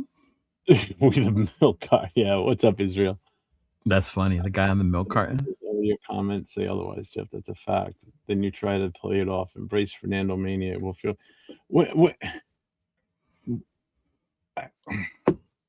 How many times do I have to explain this, though? I mean, well, I could see. Okay, if I didn't know you and was on live with you all the time, and I would just tune in every now and then or whatever, I would think you don't want Fernando. Period. He has no business. Well, I explained this to you the other day too. No, me, but I know you. Yeah. No, and I explained it to you the other day too. Because so much of the chat is not paying attention. I'm not saying not to take the kid, that he's not worth the position. What's happening is enough of the chats are pushing me to the point where I'm starting to hate the kid because they're just throwing it in my face all the time. And that's where I think and it's forcing me to defend myself to the point where I don't even want the kid type of thing. Like I think he's garbage. That's what and I don't think he is. But that's what it's coming off as, because that's just the direction I'm being pushed now. Instead of, it drives me nuts. It's like, if we take him, we take him. I'm going to support him. I'm going to stand behind him. I'm not going to sit there and hope he fails. You on the new James. That's not even fair. Hey, Robert, you're right. You're right, bro. Jeff has his opinion. Leave him alone. That's remember, I say this. No, and I get it. I think that's the part that gets misconstrued, and when you say you want to trade, right? Yeah. I fuck with you all the time. When you say trade Maxx, I go, oh, he hates Maxx Crosby. I know you don't hate him. I'm still holding a grudge with Maxx from last year when he was still on the contract and he was like, I want more money because I'm out of guarantee money. You signed a contract. You're stuck on that for 2 more years or whatever the term was still left on. It's like, play your contract out. Plain and simple. Damn, on your neck. That's fucking hardcore. Damn, Rick. That's fucking hardcore. So yesterday I saw someone, and I don't mean to judge. But we were at Disneyland. She had like that chicken wire fence, but on her neck. I don't understand it. Like, I understand people get neck, and that's what I'm saying. I'm not hating. Everyone gets tattoos a certain way. I would tattoo my neck if I could, but my profession would limit my opportunities, if that makes sense, right? If I showed up with the big ass neck tattoo. But yesterday we were at Disneyland. She had it looked like chicken wire fence right here. And I didn't understand it. I was like, I felt like Googling it, like, fuck, like, what does it mean? You know how certain tattoos have certain meanings or whatever? Fuck? I was like, what the hell, man? Yeah. I don't understand. You realize those are small clips that are generated after the live show. So it's not taken in full context, too. Remember that. If you watch the whole thing, it would explain further. So, and it's doing its job, though. The shorts are meant to draw attention to the channel for that reason. Argue with it. Exactly. Yeah. Fucking big luck, Cheeto. She the throat goat. Dude, Please, I didn't even think about that. Listen, I've said this before too. I'm at the age where I don't give a shit what people think about what I say or what I do. And I've got enough friends in my life. I don't need any more. So I could give a shit what people think, what I say. I could care less. I will defend myself on certain things. So again, I'm not saying that he's a horrible player and that we should never draft him. There's other guys that say that have shows that are actually in the chat, but nobody says what they say to them that they say to me, which is funny. Yeah, And they're the ones that say he's not as good as everybody says, and I'm not saying that. So let's just put it in the chat too, okay? She probably from one of those Disneyland gangs. See, I tell people there's Disneyland gangs. They don't want to believe me. Oh shit, Disneyland game. Yeah. Oh, man. And coach, I was at Disneyland because according to my girl, it's not football season anymore. So we don't have to do Raiders stuff. So she's getting the most out of it not being football season. Yeah. What was your favorite ride, Cheeto? Bro, it's always Star Wars. No, I'm not gonna lie. I love Radiator Springs, the Cars ride. Oh, that's in that's in the other park, huh? That's in California. California Adventure, yeah. Yeah. But to me, it's always the Star Wars rides. It's always the Star Wars rides. Okay. Hey, that's a good point, Ja. Maybe it reminds her of a point where she got stuck. Okay, all right. She gets stuck in chicken wire? No, like a point in her life. I understood what Ja meant. You got stuck in chicken wire. Oh my Lord.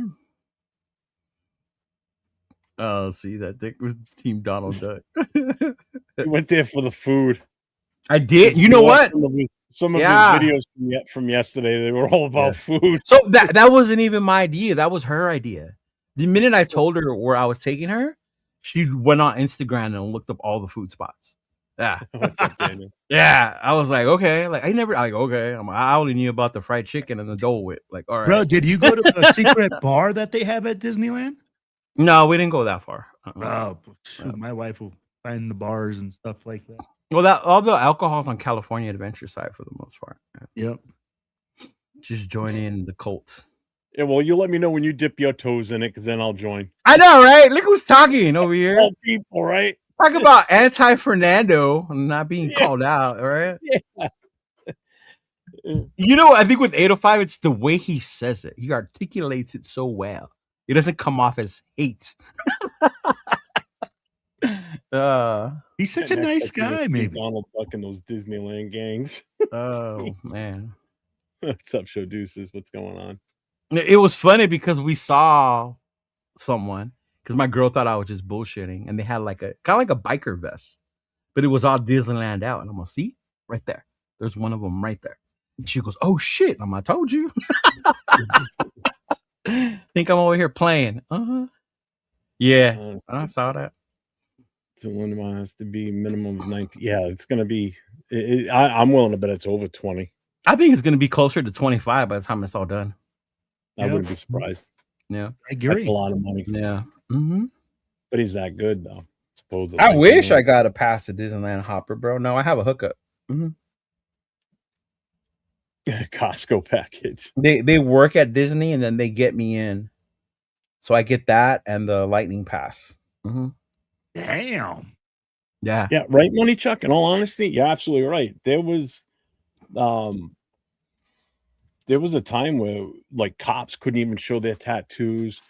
Dude, trust me, I know. I mean, even being on the fire department, there was a time where we still had to wear long sleeve shirts. Yeah, and once you're on so long, it's like you're gonna terminate me because of tattoos on my arm that I had the whole time, but now because we're wearing polos instead, now you're gonna give me shit. I had to grow my hair out because of my job. I was bald before I think you guys met me. I used to shave my head, but a client's mother was intimidated that I looked too much like a gang member with a shaved head because of my tattoos and stuff. Yeah, me. What? She said that you look like a gang member? Yeah, that it was intimidating. Yeah. So then they asked me to grow my hair out a little, so I just let it grow out. And then whenever I'd go to that person's house, I would either wear a hoodie or I would wear a long sleeve shirt. Mm-hmm. Yeah. Wow. Interesting. Mm-hmm. I mean, like, Yeah. I know when I was in the service, I don't know about you, Cheeto, but when I was in the service, we all started getting sleeves. Everybody started getting sleeves, and it became a big thing. But I think in 2006 or 2007, a lot of like the services were like shunning all those. They were like, you couldn't re-enlist. When I was in, you needed permission to get one. If they saw you with one, a new one, you would get in trouble if you didn't ask permission. Yeah. I didn't get the majority of mine till after. Yeah. Oh, you see, like ours were like, you didn't have to ask permission in Yeah. 2000. They were just like, hey, do it. Arnie, I was trying to pick up the chicken wire girl. No, this one Jeff has more Bills fan vibes. Doesn't roll like a silver and black fan. Why? Because I'm not on board with everybody else that wants a certain player, or because I got That makes no sense. Oh, what does that even mean? What up, Chris? Yeah, why the Bills? Yeah, exactly. You've never said anything about how great Josh Allen is or anything like that. You know what I mean? Like, yeah. Well, he is one hell of a quarterback, but yeah. I mean, I've never seen you like talk about him in that way where you're glazing over him on the show. No. The way Nathan does with Dart, right? Like, I've never seen you talk that way. Oh my God, yeah. You would think if anybody want to bust balls, come Wednesday and bust Nate's balls about being a exit. But that's understandable because he watched him at USC, so I got it. Yeah. Bills fan. Oh God, Chris is so right. He said 805 is a nice guy, a teddy bear, until he gets drunk. Hey. Is he one of those guys that like gets a little tipsy, tries to fight everyone? No, he doesn't have to fight everyone, but his patience for tolerating stupidity is a lot less when he's like most people, right? I mean, we could tolerate a lot of shit, but if you're tipsy, you're drinking, your tolerance, patience gets a little thinner. I'm sober all the time, and I still can't stand people. So you're just a grumpy old man. You just want us to get off your lawn. Yeah, pretty much.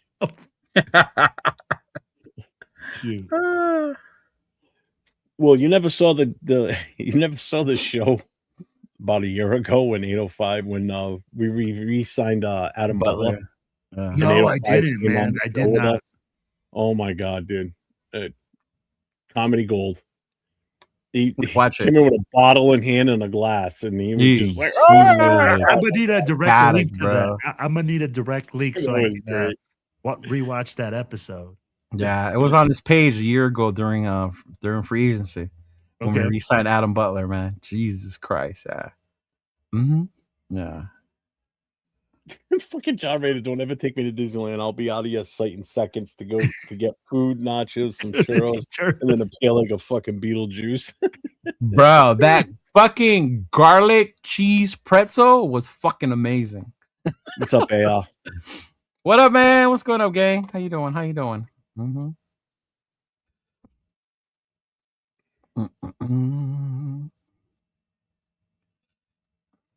Yeah, right. I guess so. God forbid I have an opinion on something. Shit. Damn. I'll just sit here and I'll do like James used to do for the rest of the show after he'd go on his tirade and just stare at the screen. Oh, I thought you said you were gonna clip your toenails. Here we go. That was nasty that night. That was so I remember how mad Jeff got. I was so pissed that night. He's like you were like a dad in that moment, bro. Like, oh, are you serious? I mean, there's common courtesy etiquette. It's like, dude, I'm surprised he didn't put his foot up on the table and start doing it. That's funny. I mean, he was doing it off camera, and you can just hear the click, click, and then all of a sudden he's in front of the camera doing it. It's like, dude, are you seriously cutting your nails right now? He's like, yeah, why? Get the fuck out of here, man. Come on. Oh, it's because you live in Maine, so it's closer. You don't live in Maine. You live in. He lives in freaking Providence. Yeah, Rhode Island. Maine and Providence are pretty far away from each other. I'm like 2 hours away from Maine. Yeah.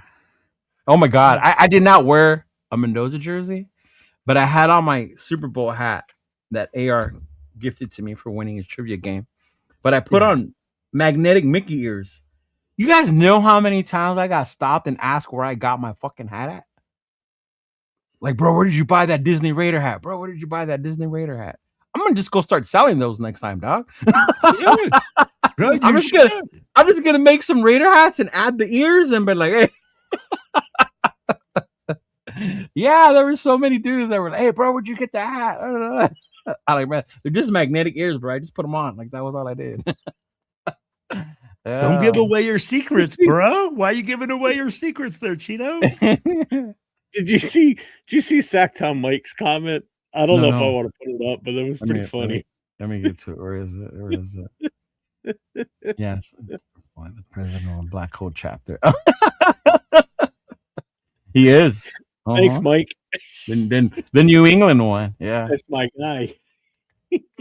Hey, Lecky, welcome, brother. Welcome. What's going on? Sup? Mm-hmm.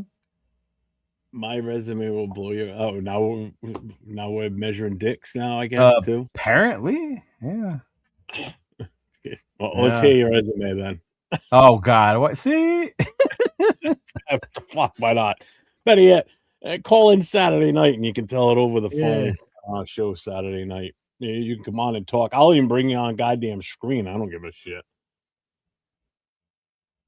Jeff says no manscaping in lives.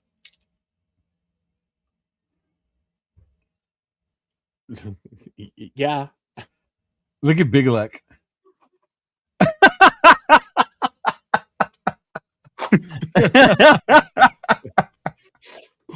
Wow, bro. Hey, has Big Luck called into your show on Friday or Saturday? No. No? Jeff told him I just something. I'm now with something. Someone who would sell trucks on the radio. Yeah, I saw that. Hey, thanks, Chris. Appreciate it, big dog. I think I'm gonna make a couple more. Because I only bring them out every now and then, not all the time. Dude, I'm telling you, already business, man. Business. Although I couldn't. Like my girl was getting a little annoyed when people kept asking me about my hat. Yeah, because it was supposed to be a non-Raider day. And it became a Raider day because of your hat. A little bit. Yeah. Are you sure we're on the same team? Because you just questioned my Raiderism and think that I'm a Bills fan. So apparently we're not on the same team by your standards. Just, how do you guys say that over on your coast? Busting balls? Yeah, he's busting my balls. There you go. Sacktown's not a dummy. Don't disrespect Sacktown. You can disrespect me all you want. Don't disrespect Sacktown. Sorry. Yeah, Man was a fucking Army Airborne Ranger and fucking in the 101st. He ain't no fucking dummy. Right. Most respect to him out of anybody. No offense to you two on the screen. I'm gonna get jumped by Disney characters for hustling on there too. Oh man. That's funny. Yeah. That's funny, bro. What are we at? Hour and a half. Leo, how long did you have tonight? Well, whatever. It's not because I'm stoned, Arnie. I'm just tired. I'm still tired from yesterday. He's Cheeto land yet out. I am, bro. I am. Bro, it's crazy to think, right? Like the day after is when you're more tired than the day that you go through it. And that's only because I'm 48, gonna be 49. That's why. Hey, bro, you young. Don't be giving out those young digits right there. I'd be like, Jeff would probably. You can actually call in on Saturday night. That's why I said call. Yeah, Raider fans only on Saturday night. It's actually it's pinned at the top. Of I'm sorry, the chat's getting crazy. Oh Lord. Actually, Jeff made a video about this, Arnie. If you were the GM, what would your first roster move? It was what Jeff said what his first 10 minutes would be in the NFL draft. Y'all should go check it out. It's on his YouTube channel. Wait, his first 10 minutes in the NFL draft? Yes, what he would do. It's like 30 seconds long. It's like 30 seconds, but yeah. Yeah. Oh man. Is it going to be a controversial one? Arnie, I think it was your question the other night, actually. It was your question from Saturday night show. Because you asked Jason and I what we would do with the first 10 minutes if we were the GM. Oh, man. Yeah, exactly. AR, me too. That's why I wanted Jeff to say it. Whenever I hear busting balls, I think of Billy Bats from Goodfellas. Yeah, but Jeff has the accent to say it. Yeah, Snow White. Ah. Oh Lord. I would. That's one thing I said I would never do is get a tattoo on my neck. No. Just, nah. And it's not the pain thing. It's like I just I don't know. Sometimes it just doesn't look right on certain people, and it's just, at least if I need to cover it up, it's on my arms. You know what I mean? Yeah, I don't yeah, have yeah. my hands done. I mean, I'm thinking about getting my hands done, to be honest with you. So I'll lose a little more weight. I want to get something on my chest for sure. But I got to get my grandkids done. I haven't had theirs done yet. Your grandkids? Yeah. My Israel. granddaughter just turned 6 in January. Will. My grandson will be a year in May. Oh wow! Oh, that's right. He was born last year. I remember that. Yeah. Because now we've got 4 birthdays in May now. We've got my grandson is the 17th of May. My daughter is the 18th, and then Dawn and I are both on the 20th. Yeah. And just so Going y'all know, 4 days. last year in May, that was Jeff before he wore a hat. What? Wow. Hey. He just got the hat that he's wearing not too long ago. Yeah. He used to always just wear the beanie all the time. Mm-hmm. Yeah, I got this in Philly at Mitchell and Ness. All right, Will, question for you. Will, what would you do in the first 10 minutes if you were hired as GM? Fuck, bro. In the first 10 minutes? First 10 minutes. First, probably just shit myself because I got hired as the GM of the fucking Okay, so Raiders. after you shit yourself and you use dude wipes, this show was brought to you by Dude Wipes. Like, honestly, man, I mean, like, hey, like you're addressing all the situations that we talk about, right? You're looking into, hey, seeing if the 10 minutes, bro. You only got 10 minutes. What are you gonna do? Bro, I'm calling to see if the Maxx situation is for real. If this is a Brother GM, why are you calling to see if the Maxx thing is real? Well, I'll be like, I'm trying to get information. I'm trying to find out like the information. Is this situation a real thing? So if it is, then you're trading the Maxx. GM of the Raiders. If Maxx is asking for a trade, then I'm. You're gonna ask Maxx. I'm trying to figure. Yeah, whoever it is, whatever the situation is, I'm going straight to the freaking horse's mouth. I'm going to Maxx Crosby and I'm going to, hey, Max, do you want to be here? Do you want to be here or not? It's funny the way how it's two people, we're both Raider fans, but you two are completely different in your thought. To Jeff, I don't know, Jeff, you tell me if I'm wrong, but my assumption I get from you don't give a fuck if he wants to be traded or not. It's not up to him. Yeah. Will's first thing was he wanted to ask Maxx if it's true. And if it is, then he would go accordingly. And if it's not, then yeah. See, Jeff would have been like, I'm gonna fuck's that up to you. No, I get what you're saying. I'm not thinking about that player in that moment. I'm thinking about what's better for the team. And not for nothing, what's better for my job. I want to keep my job. And if it means making the team better for the future, because again, I honestly don't believe Maxx is part of the future plans of this team. That would be you as a GM not believing that. Yeah. Exactly. And I don't. That's my opinion on this. He's not the future of this organization going forward. I'm sorry.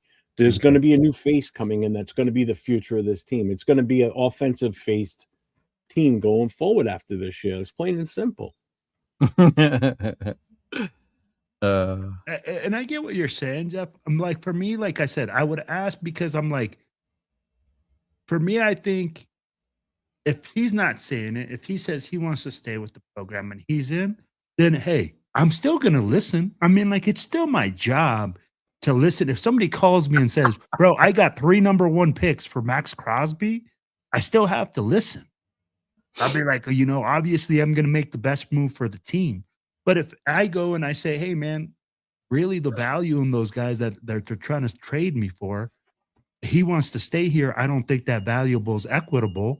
Who are you telling that to? You're the GM. You're making the decision. Well, that's what I'm saying. That to me factors all in. That's why I'm like, hey, I'm gonna see if he doesn't want to be here, and they're only giving me a 1 and a 2, but I think he's worth 2 number 1s. I might trade him for a 1 and a 2. because he doesn't want to be here. I'm I don't liking want a guy. GM Jeff better. He seems more aggressive. You seem very passive to me as a GM. It's good. You're All letting the right. player make the Cheeto, decision Cheeto, for how you. do you play it? Huh?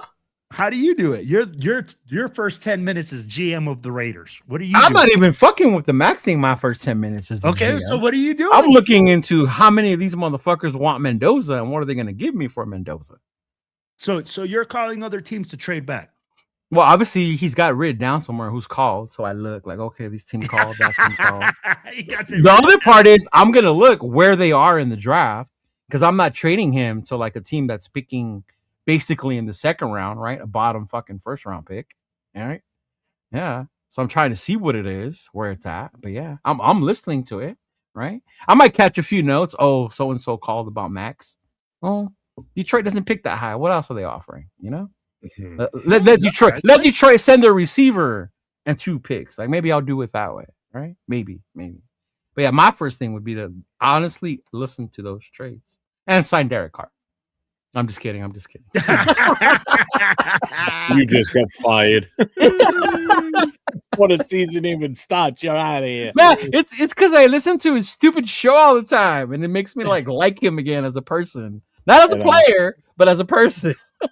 No, Will, if you haven't seen it, what I basically said is if I'm my first 10 minutes of at draft, because it was actually worded at the draft, like what would I do at that time as we're waiting to make the pick? As the GM, I'm holding that card in my hand until the last possible second I have to hand it over to somebody. Because if I've already got Mendoza's name written on that pick, I'm holding it tight to the chest until I have to absolutely last second hand it over because I'm waiting. I'm not going to run to the podium with the Mendoza. No, I'm going to take the full time allotted for my pick. And I'm going to give time for these other teams at the last moment. They may call and offer us something that's so good that you can't pass it up, because if you pass it up and it gets put out there that this is what they were offered and they turned it down, that could make or break the career of a GM too. Because if you get handed the golden ticket as the number 1 pick and you have this plethora of offers that will just help better your team going forward, instead of picking one guy when you could walk off with 3-4 additional guys between this year's draft and next year's, what you're going to get in return for it. How can you say no to that? Seriously, how can you say no to that when you know this team has so many holes and you're not going to be able to fill them all in free agency or in the draft? It's just not going to happen. Fucking GFAM. GFAM already. That's what I would have done. I would have just held that card until the last second. GFAM already firing us for even thinking about trading away Mendoza. Hey, did you see Ayo Anthony? People have the blinders on, man. Take them off and look at the big picture of what's in front of you for this. And honestly, GFAM, I wouldn't trade him for nothing, bro. It would have to be a haul, in my opinion. Exactly. Based on the limited a Dunkin' Donut tattoo. Oh my god. Bro, people think that you're just gonna trade out of that pick for one pick or for no. I'd be like, the value has to be equitable. Yeah, and it goes back to, you think about what they did with Khalil Mack, right? Yes, that was a great trade. Yes, it was that, but it also hangs on what happens with those picks you make, right? If you think about what's his name, Mayock, the glasses on. Can you imagine if Mayock, right, and Gruden or whatever the fuck, if the picks they got for Khalil, if they would have hit, what a difference that would have made. As opposed to us always remembering, right now, having PTSD when it comes to picks. Yeah. Yeah. Since I've been wearing the glasses, the beanie doesn't look as good with the how silly it looks. That's because you're wearing it all the way down to the glasses. Yeah. Yeah, but I like beanie down to my eyes. That's the thing. So like when I wasn't wearing glasses, I liked it down low like this. He likes to be mysterious. If I was even looking at you, I could be. Hey, shout out to AR, and I totally get and understand where you're coming from. It's because I'm not waiting any longer. Mendoza's a leader and a winner, so fuck the picks, right? The big picture is we need to try for your QB, and if there was one worthy, take them. I'm not waiting anymore, and that's cool. I totally get that. Yeah, I'm with you too. Yeah, yeah. I totally get. I was saying that fucking when I wanted to get Jaden or Caleb that year when I said fuck those picks. Yeah, like fuck those picks. Give me one of those motherfuckers. Yeah. But one thing that Spytech did come out and say, he said, "Hey man, it's all about drafting the right guy, best player available at that moment." He said it's not, he says that there's a lot of positions of need, and it doesn't mean that you have to make a guy fit that. Yeah, he said that's when teams reach when they draft for need as opposed to best player available. So I mean, like in that right there, I'll be like, shows me like, I mean, prime example was what's his name did with the Bowers pick. Right? Bowers, the position for whatever you want to say, it wasn't a position of need, the tight end, right? Yep. Especially in the first round. But look at that was the best player available, and it fucking was, right? So you had to take him at that point, and look at where it's at, man. Great fucking tight end so far. Yeah. As he should. Yeah. This is exactly what. Where is it? Oh, Josh sends that shit all the time, man. Yeah. Let's see, where is it? Here it is. John Spytek was asked by CBS Sports Media if a team calls you, wants to offer a package for you to move down, are you answering the phone? Spytek says, "Oh, always answer the phone." You always answer the phone. Yes, those are my guys. Yeah. So always. you have to listen. If you're not listening to offers, you're not doing your job as a GM. Exactly. Because you're pigeonholing yourself to just make that decision and that decision only. But real quick, getting back to the Maxx thing, Leo, I put this because I think you would appreciate it. So I bet. Let me see if I appreciate it. Hang on. Get rid of this comment first so the banner shows up. So this would be in my best Ted DiBiase voice. Everybody's got to price for the Raiders to get Maxx. So just like the $1 Million Man used to say, everybody's got a price for the $1 Million Man. But hey, just not like everybody did. Hulkamania did price. not have a price, and he never sold out to the $1 Million Man. And Mad Max is Hulkamania, god damn it.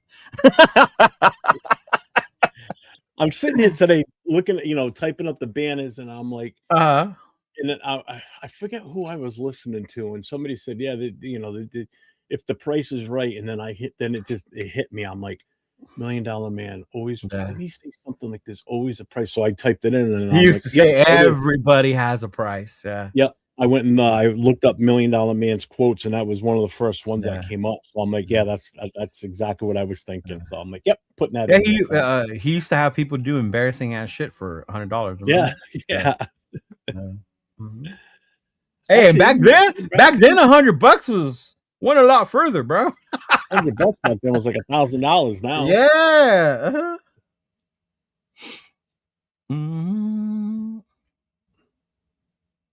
Yeah, good. Yeah, I mean, we could trade him, but what are we going to get in return? That would be the best fucking scenario. It's even for us. Even if you were, remember how you were talking about how Jimmy and that Herschel Walker trade got a bunch of players they were going to cut anyway. Like even if we were to get some bum ass players, right? But just the fact that you traded Geno and not have to take that cap hit, bro. Yeah. Yeah, but then the players that you get, even if you don't want them, you cut them. Yes, I'm saying you can cut them. And you get compensatory picks for them. Yeah. Just like Dallas did years ago. See? That's a smart GM right there. That's what that is. That was Jimmy Johnson, not Jerry Jones. Yeah. But still, same thing. No. Well, Jimmy Johnson was kind of like the de facto, I guess you could say. Not if you asked Jerry. That was a whole big-ass fucking fight. Yeah. Bro, is it 130 million? Because I mean, like this number keeps getting bigger every. No, that's what we would have. Because we got about 101. It went from like 98 to 101, and then the cap's gonna go up when the new season starts, right? Yeah, it's projected to and go also up. His dead cap. So if we cut him, that's 18 mil dead cap. Yeah. If we trade him away, then contract goes. Not a lot to eat for a quarterback, right? Because who's the one that has like a 70? Lamar, right? Lamar has like a $73 million hit on the cap, some bullshit like that. Yeah. Mm-hmm. Yeah. But I mean, they have nerds, fancy accountant guys that know how to work the numbers, do all that shit for them. Yeah. Mm-hmm. Yeah. Like in 805, because Rick says Spytek is Mendoza's realtor. Then he goes, Rick, is Spytech looking for a house near MetLife Stadium, meaning because of the Jets? The Jets. Yeah. I know. I already saw those rumors about Mendoza looking at houses in Las Vegas. Oh my. But the other good thing too, if and people really haven't hit on this too, is the whole Maxx thing. If we do trade him away, one of the huge selling points for him too is his contract. It's friendly. His contract is extremely team friendly. You're not on the hook for a shit ton of money for him, which is why you would have to do it for more than just a 1 first rounder. Exactly, and it's not just like it's going to be multiple things here. It's going to be picks and possibly a player. It's going to be quite a bit. A player to be named later. Well, that's a baseball thing. Yeah. So Josh said, "This is the kind of trade Spytech will take with no question." Jets. Hey, Drew Aller is going to throw in the combine, bro. Is he?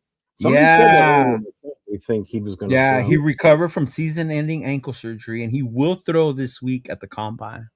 So Drew Aller from Penn State? Kind of trade Spytech will take with no questions. Jets number 2, 16, 33, and 44 in the next year's first-round pick.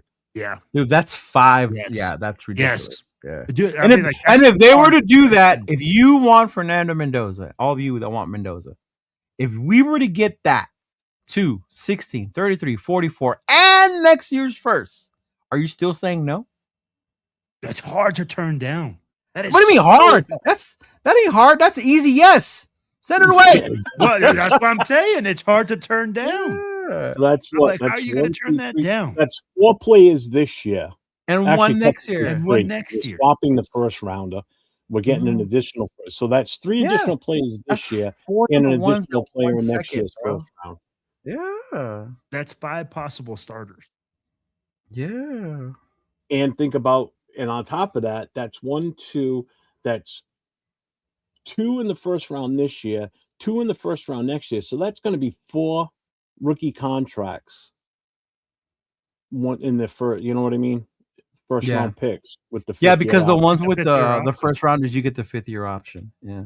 You would have 4 of those guys.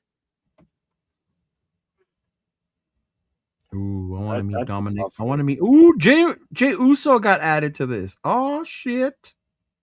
See, G-Fam says not only no, but hell no. Yeah, see. Wow. Okay. Big Luck said he'd take that. Yeah. Scruton's currently occupies that location. Looks like it's New Jersey for Mendoza. And then Dixon says we'll draft 2 Tyrese, 2 Leatherwoods, and a safety. And that's the other thing too. The Jets, mind you, the people who drafted those guys aren't here anymore. Yeah. And the Jets will be asked next year, so you're going to have another early round pick with them too. But will they if they get Mendoza? Because he's supposed to be the truth.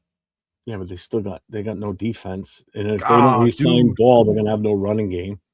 Drew Aller is so interesting to me, Doc, because he needed more work, like another year in college, and he didn't get it.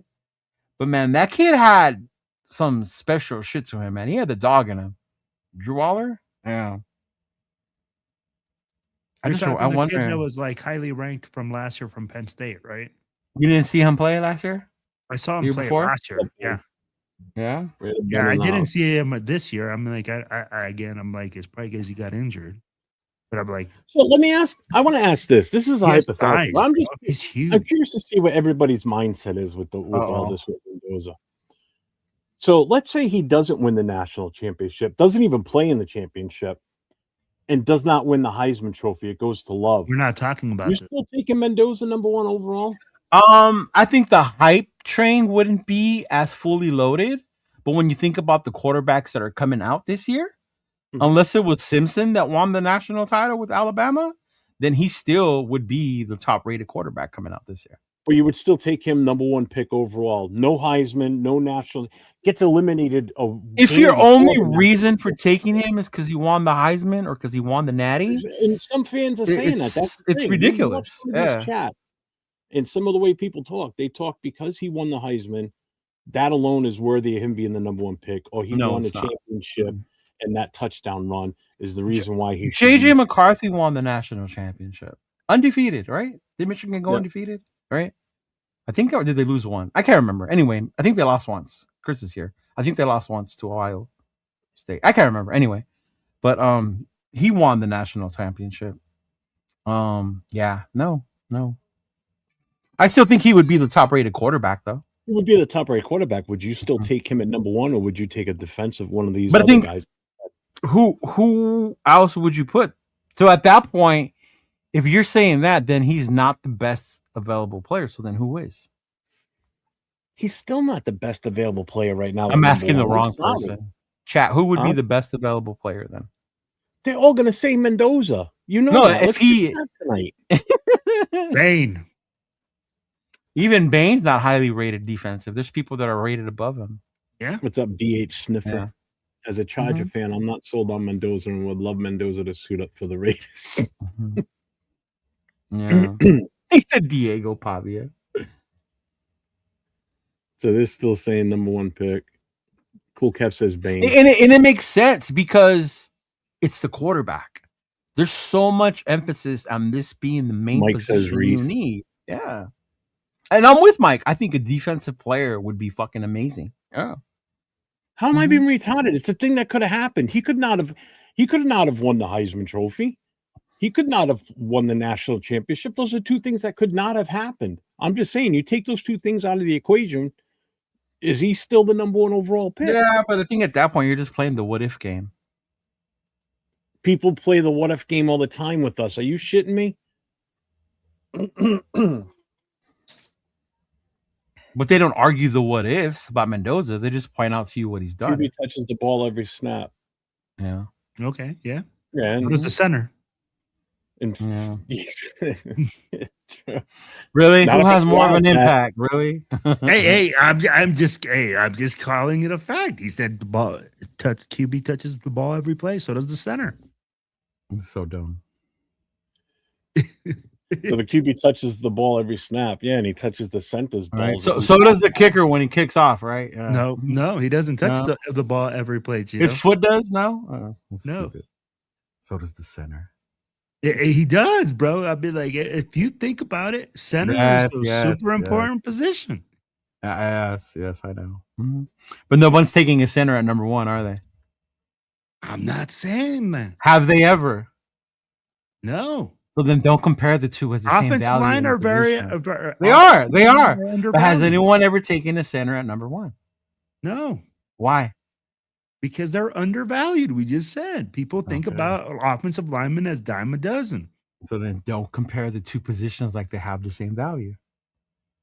I'm not trying to compare. No, you did. You Just just said making a fact. I just stated. I know. I stated whatever, a fact. whatever. You do the same shit. You do the same shit the other part to do. Yeah. It's a fact. Okay. Yeah.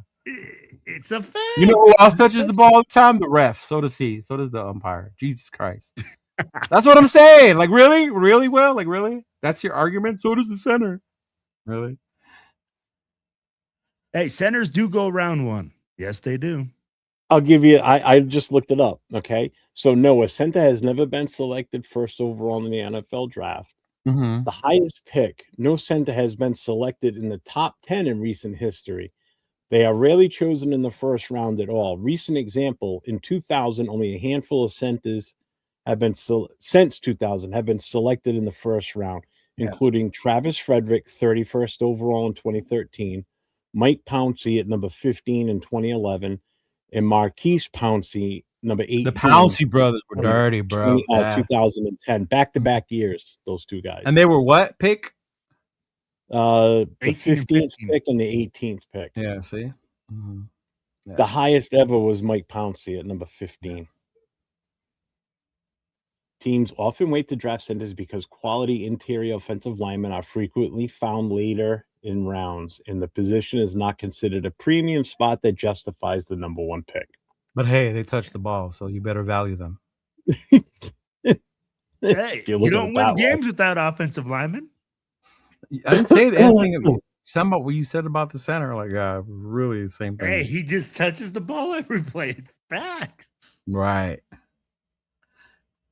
So CC, and so look right here, Caleb Downs is the best player by an ass here over me. So again, so you agree with me. Mendoza is not the #1 overall consensus best player available in this draft. But why isn't nobody talking about taking Caleb Downs #1?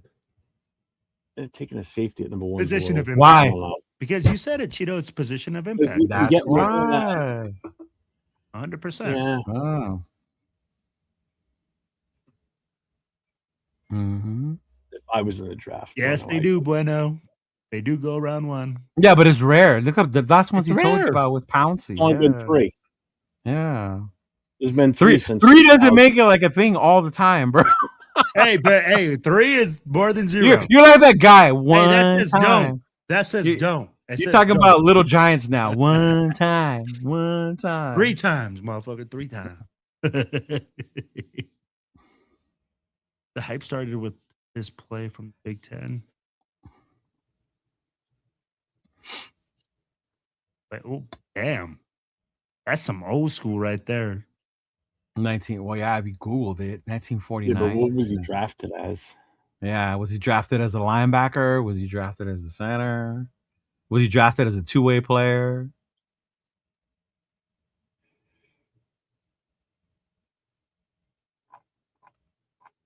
Yeah, we took a kicker #1. Exactly. That was not the brightest thing either. Number 17. Yeah. Let's see.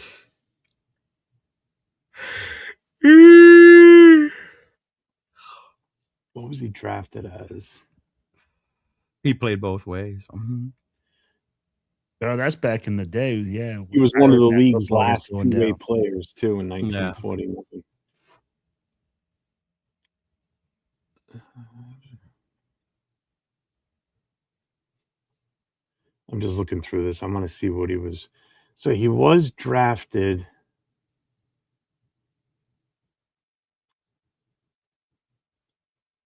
Looks like he was drafted as a linebacker.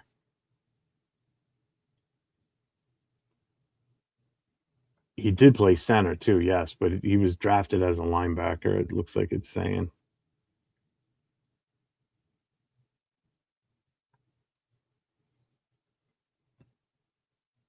Yeah.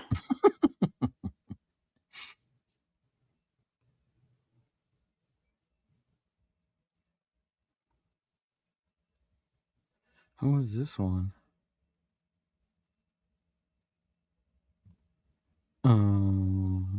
Right, Mike? Can't we? We're all on the same team. Apparently, we can't, Mike. Girls, I guess, supposedly. Even though Jeff starts it most of the time with his Maxx Crosby hate. Mendoza is Ellie.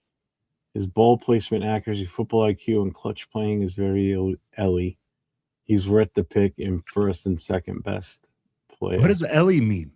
He means elite. I'm just reading it that way, but he means elite. Robert Carradine died? The guy from Revenge of the Nerds? No way! Yep. R.I.P. to Lewis. Damn, that's one of my favorite movies, bro. Revenge of the Nerds. Mm-hmm. Wait. Did they say what he died of? Are we really talking about putting Kappa at center? Suicide. Yeah, really? Suicide. What is it with the Carradines? Because that's. Yeah, I know. Mm-hmm. And at 71, bro. Damn. Yeah. But I guess he was struggling with bipolar. Mm-hmm. Dude, the Carradines almost had the same curse as the Von Erich family. Almost, right? Uh-huh. Seriously. Did you watch that movie Iron Claw? Yeah. Mm-hmm. That was I didn't even know that he fought with what is it called? Amputated leg with the foot, yeah. When he was I didn't know that. I didn't know he didn't have a foot in that boot, bro. That's crazy. Yeah. I watched it when it first came out, and then I actually just this past weekend I watched it again. I just happened to be skipping through Netflix and I saw it on there, and I was like, "Oh shit, I'll watch that again." That's crazy. That's crazy. Josh Jacobs sold his house in the Southern Highlands. No, you couldn't. I knew what you meant. After listing it for $6 million and never living in it, you sold it for $4.7 million. Yeah. Whose house? Josh Jacobs. Which house? The one where? His Vegas mansion. Oh, Did he sell it to Mendoza? Right? That's crazy. if Mendoza equals Peyton Manning's career, come on, man. I'm like,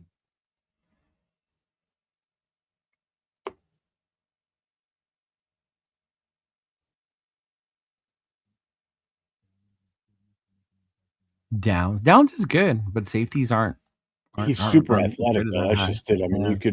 you could do so much with that kid too. Mm-hmm. Yeah. what's so crazy is everybody just talks about the number one pick. Nobody's talking about our second round, our third round, anything else. I'll be like, the only thing I hear. Well, is I'll tell like, you this why. I'll tell you why though. Because you don't know what you should be really getting until free agency's over. 100%. And Spytek said it today. He said it today, right? When they talked about, well, are you going to draft so many linemen? Or are you going to draft this? It's like, well, let's let free agency happen first, Mhm. right? Yeah. And then we will reevaluate based on who we were able to acquire. And if we need to, then we can address it on the draft. Yep. You don't go into the draft saying we're going to get this guy and this guy and that guy when you could have already gotten that dude in free agency.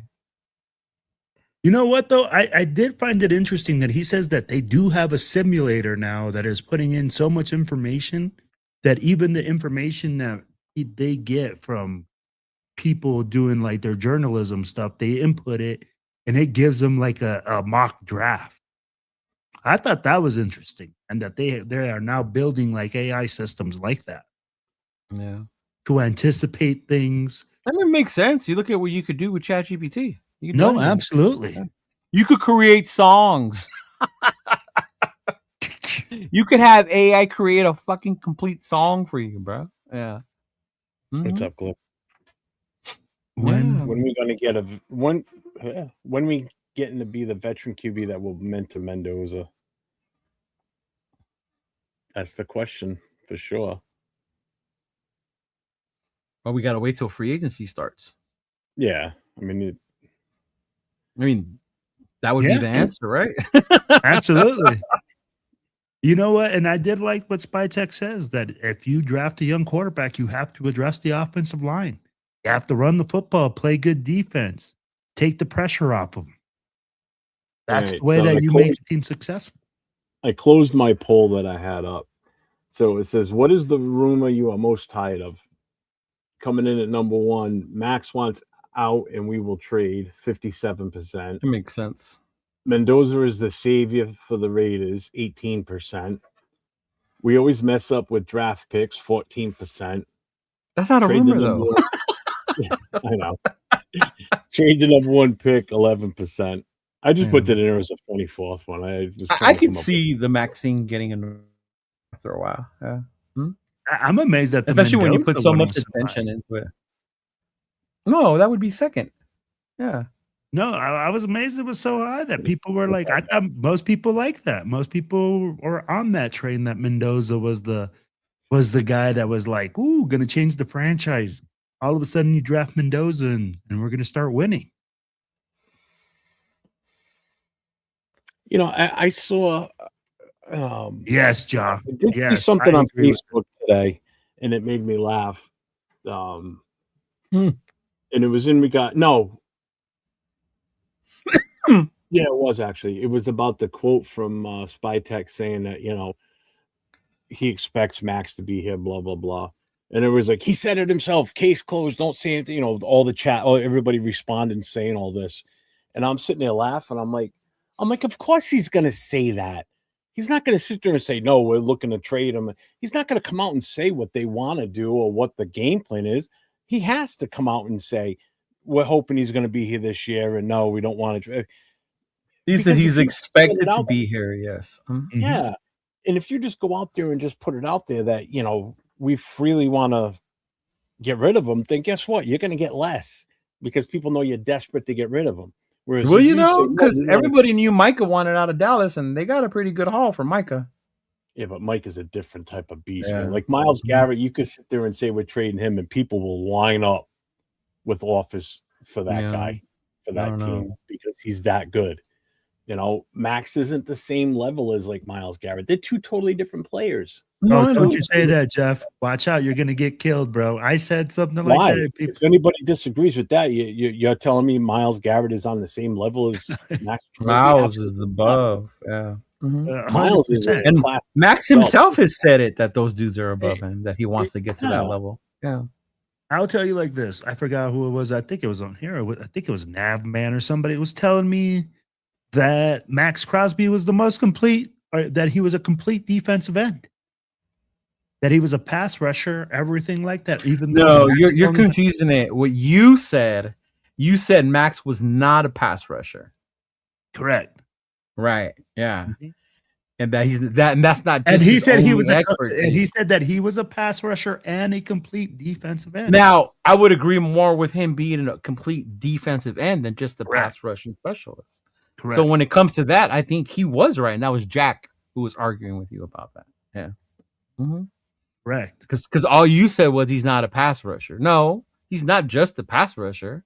Because there's the ends that are just pass rushing specialists, and that's all they do. And that's Right? that's what they're known, elite pass rushing specialists. No, all of them. Some are complete D ends and can still be elite. It just depends on the type correct. of player you are. Yeah. No, I agree with you. When Yeah. you're talking about Myles Garrett, complete defensive end, Yeah. absolute pass rusher, etc. You know, but I'm like, those are far and few. See, I don't think Jerry was an idiot for trading Parsons. I really don't.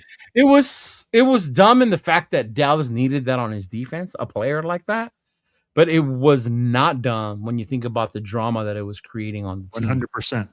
You know what I It mean? was that, and Yeah. they couldn't stop the run worth of shit. And what they got in returns for letting Right. him go too, Well, they yeah. beefed up that run defense, and they were shutting. Right, but you defense still could have down. traded for a D tackle instead of trading They away could have. Micah. Yeah. There were Could ways to address it otherwise. Yeah.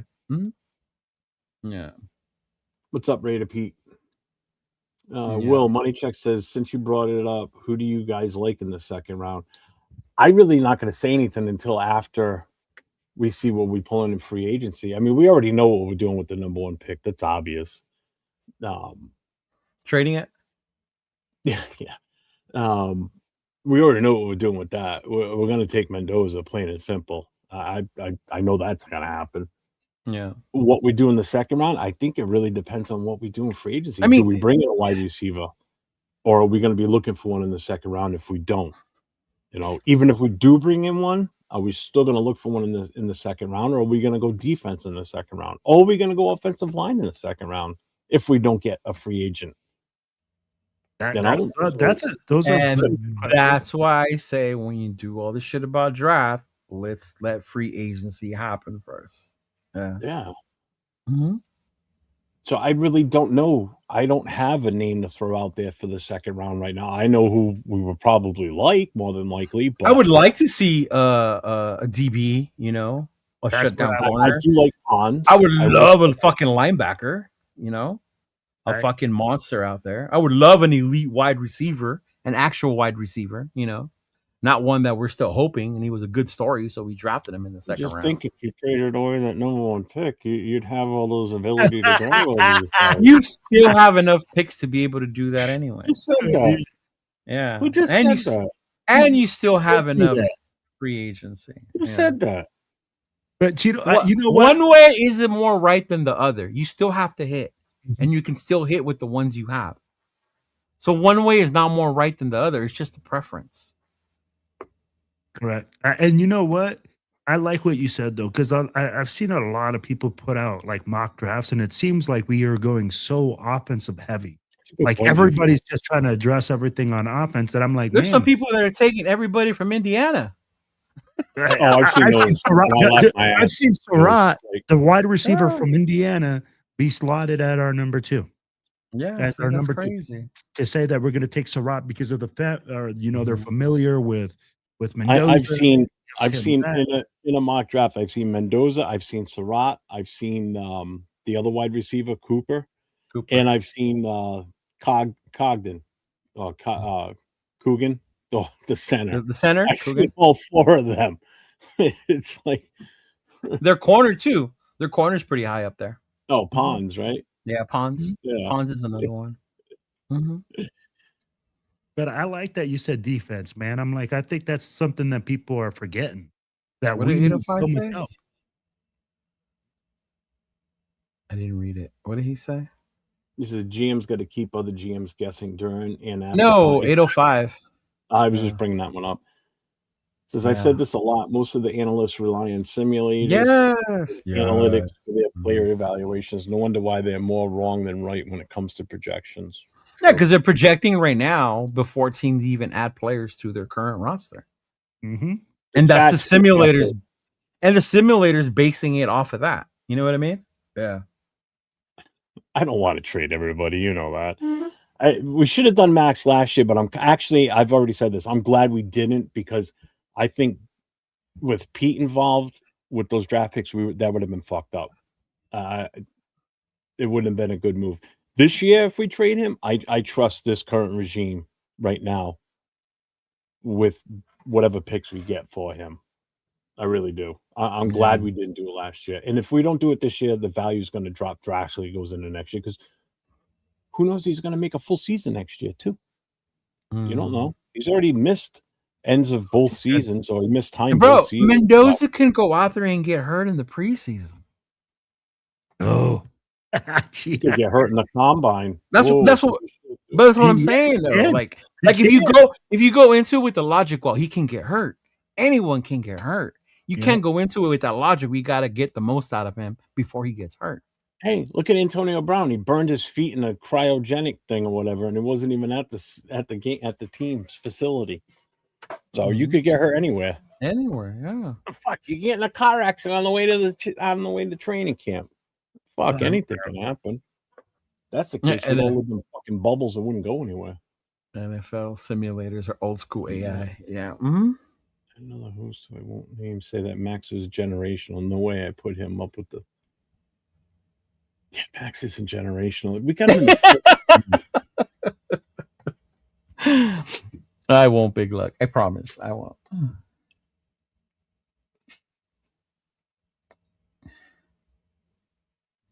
Choose between Brighton. Yeah. And Guerrero. Yeah, that's true. And you know what? I believe that Spytech texts with Max. If he said it, he's like, I have a great relationship with him. I text on a daily basis. I mean, what's up, John? Like, do you really believe he texts him on a daily basis? Why not? I'm just saying, big dog. It could happen. I only said that just you can't go into it like, we got to do it before he gets hurt, because he can get hurt at any moment. Yeah. Well, didn't someone get hurt in the combine last year too? Bro, players get hurt at the combine a lot. Like those. They got hurt at the combine? Yeah. Somebody did last year, I thought. I'm almost positive. I thought somebody pulled a hammy or popped a hammy or something like that. I don't remember. Well, we're at 2 hours. You guys ready? Yeah. Hell yeah. Just think, Leo, we get the rinse and repeat and do this again tomorrow night. Oh, good Lord. That's why I said what I said about the mock draft thing. I was like, really? Like, at this point? Like, yeah, I don't want to do mock drafts. It's just redundant, bro. I do them just for the fun of it on my own. I'm down to read people's mock drafts like we did last time, like to get the chats, right? Yeah. Okay, let's do that then. We'll put that out there right now. Anybody that's going to be around tomorrow night, or if you're not, do a mock draft. Send it to myself. Exactly, Big Luck. Yeah, exactly. I get hurt standing in the long line at Disneyland. My feet start hurting. Get cramps. Oh man. Yeah, anybody that wants to do a mock draft and send it to us, send it to me. Send it to Leo. If you know my Instagram, it's the same as my name right here, 401 Raider Jeff, and Leo's is Cheeto Linus. Send it to us, and we'll present it, and we'll let the chat grade it. We won't say who it is. We'll reveal afterwards, unless people guess it. So we'll do it like we did last year. We'll have some fun with it. We'll break it up so we're not sitting here just bashing on the chat and everything. Whatever you want, 805. We had somebody send one in with like 5 trade backs, but just make sure that we're able to tell. And if it's a lot, then just explain like what trades you made or whatever the fuck. Because there was one we couldn't figure it out, Jeff. It took us a minute. Yeah, well, it was mine. That's why it was mine because I traded. Damn, big luck. He ignored you last time. Draft to jump back into the first round this year on mine. Oh, yeah, that's right. He went into the 2027 draft. That's why I gave him an F. Yeah, I pulled the. I gave away my first round picks from the 2027. Yeah, I was like, oh hell no. Yeah, and Ardell, I've been told that many a times. People that are when I go out of state that I have that California thing. Yeah. Mm-hmm. Boom. We will probably end up with 50. His drafts are they're not that good. They're funny though. I'll send both to Jeff because Jeff ignored mine. No, I didn't. I brought it up. I didn't ignore. I don't ignore anything anybody sends me. Mm-hmm. Hey, did you guys by the way, did you guys watch the hockey? USA hockey? I don't watch hockey. I don't watch hockey, but I was watching the Olympics, man, and hey, that's freaking badass. Congratulations to USA hockey, man. Hey, 3rd gold freaking in 160 years. Yeah, 60, 1980, and this year. It was wild, years. Man. That was a really good game. I don't know the rules or nothing, but I was like, damn, that was an intense game. So, can I ask you something? Go ahead. If you don't know the rules or anything, how do you know it was a good game? Because I was watching it. But if you don't know what you're watching, because to me it was, I'm evaluating it from my eyes. I'm not saying, hey, which is what, as long as the puck went in the net, it was like, yeah. No, man, I'm like, it wasn't even like that. It was gritty. There was some moves that I saw some puck handling that I was impressed with. I was like, hey, man, I will say the U.S. goalie played an insane game. He had 40. Bro, he had some saves. 40-something shots shot at him. Bro, he had one where he put the Canadians were all over them. Like, I don't even know how the fuck he stopped that. Yeah. Like, he just had reflexes like a gato, bro. So I'll tell you where I was Sunday because I forget the game was on, and all of a sudden I saw my son post something about it being a great game. But on Sunday I had to go with Dawn. Dawn got her 10-year chip from AA, right? Yeah, I remember you said that. Mm-hmm. So I had my earbud in. I had the game on my phone. Wow. So as the meeting's going on, I'm like, I'm there just to present her with her coin, right? I don't go to the meetings. You know, I've been 5 years sober. I don't go to the meetings. The meetings, they don't do anything for me. So I had my phone playing it the whole time, but in my earbud, so you couldn't hear it. So that's fucked up. I kept lifting the phone up a little bit, looking down. I'm like, all right, yeah, keep watching. And I watched a little bit more. And when it went to sudden death overtime and the United States scored, so the meeting was a few minutes in, and you know, some people were up talking. Everybody's quiet, sitting down there. We scored the winning goal, and I went just like this. I went, yeah, in front of everybody. Like, in the moment, I forgot where I was. Fucking death. Dawn's like, what's that? I said, we just won. She's like, you fucking watching the game? I'm like, yeah, look. You're an asshole.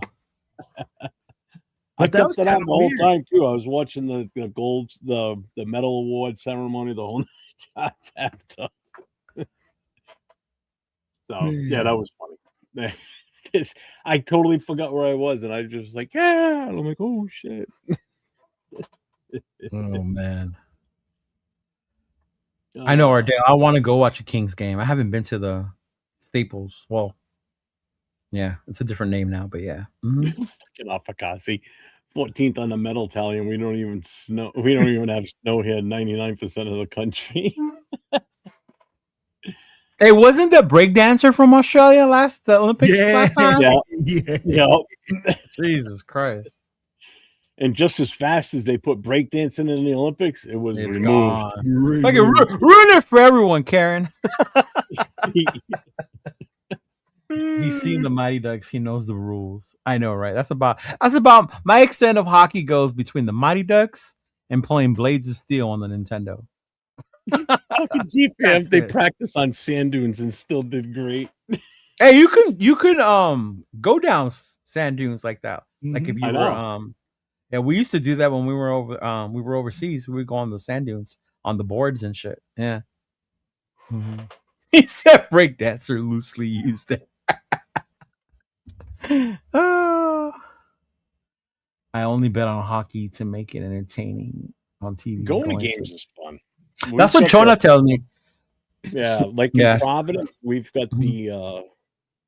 the farm affiliate of the Boston Boston Bruins. Here in Ontario, we have the amateur team or the whatever they're Yeah, called, the the Ontario AHL. Reign. Yeah, they're the Yeah. Ontario Reign. Yeah. Yeah, the step below.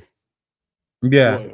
Who's their affiliate for the NHL? I believe it's the Kings based on their logo. Yeah. All right. Mhm.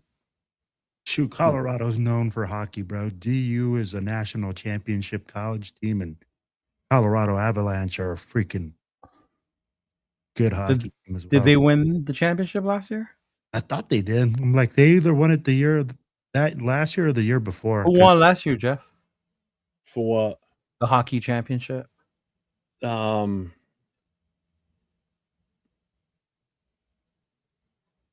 Fuck, I forget. Was it Las Vegas? I know. No, Las that Vegas. was a couple years No. ago. Yeah. Wasn't Vegas. Shit. I don't think it was the Avalanche. The Dallas Stars, they're the ones that used to be the Minnesota North Stars. Yeah. Yeah, there's Yeah. still there used to be a team in Hartford, Connecticut, the Whalers. Yeah. And I remember them. Their history of their team is still out there. I forget who they are now though. Shit, man, I forgot who won last year. I got you. Florida Panthers. I was about to say I don't think Colorado won last year, bro. Tampa, but yeah, I No, Colorado. Colorado won 2022. Yep. Yeah, it was Panthers. Yeah, 'cause Ray Bork was and was he on that team? The Golden Knights won. Mm-hmm. No, he wasn't on that team yet. It was Panthers, Vegas, Colorado, Tampa, Carolina Hurricanes. That's who it is. St. Louis, Washington, Chicago, the Kings in 2014. And that was the first time Colorado won in a while, huh? Yep. It was big time. I remember people. Last time I went to an actual NHL game was in the old Boston Garden, and it was the Bruins versus the Hartford Whalers. Fuck That's that how place. that was. Fuck the Boston Garden. The old Garden was amazing. Nah, if you're a Lake fan. Like all the stadiums now, they're built like this. That stadium was built straight up, basically. Like the seats were angled in a little bit. Like where we were on the top section, and you could hang onto the rafters and lean over and look straight down at the goalie. It was insane. Like if I spit, I'd land on the ice with it.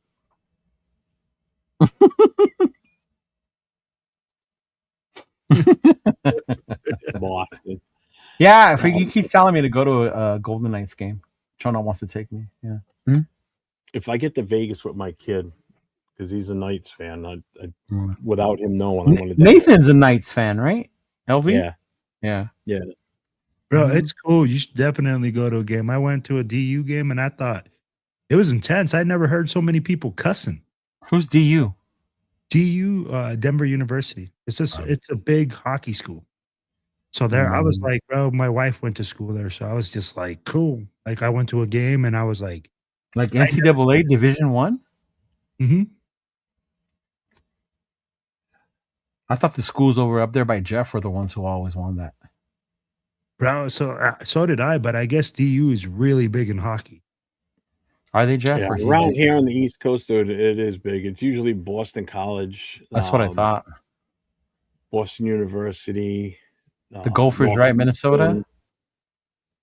Minnesota's the Gophers. Mm-hmm. Yeah. Maine College, their hockey team's usually pretty damn good. Some of the New Hampshire ones. East Coast is more of a hockey. I just town. remember that when I watched the York, movie Miracle. The majority of those guys were from there. Yeah. Mm-hmm. Oh, because a lot of them are all Europeans, man. That's why some of them are a lot of them are Polish too. Those names are tough to fucking pronounce. Polish, Czechs, Russians. Jesus Oh Christ. yeah, the Eastern European dudes. Yeah. Mhm. Yeah, good luck trying to say some of those names. Yep. Not many Smiths and Joneses in hockey. California Seals Hockey Club. Why does that sound familiar, bro? What's up, SoCal Sal? Oh, I think I do remember that, Ardell. Or Pete? Is it Pete that said that? Pete said it. Mm-hmm. The California Seals Hockey Club. That sounds familiar. I wouldn't know.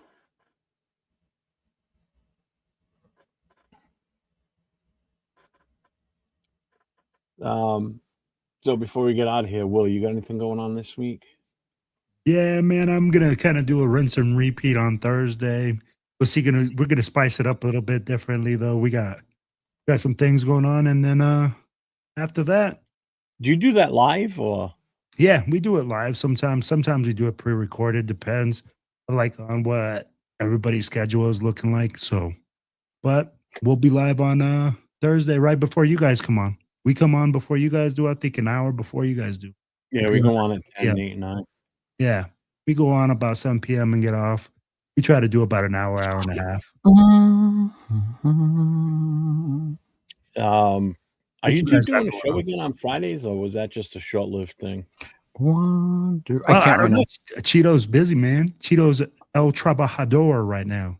So he's out there working, trabajando.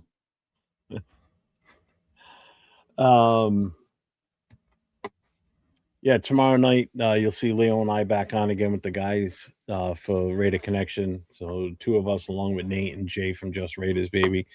10 p.m. Eastern time, 7 o'clock Pacific. And before we go on, make sure you guys catch 805 Severe and Chris from Protect the Shield doing the War Room.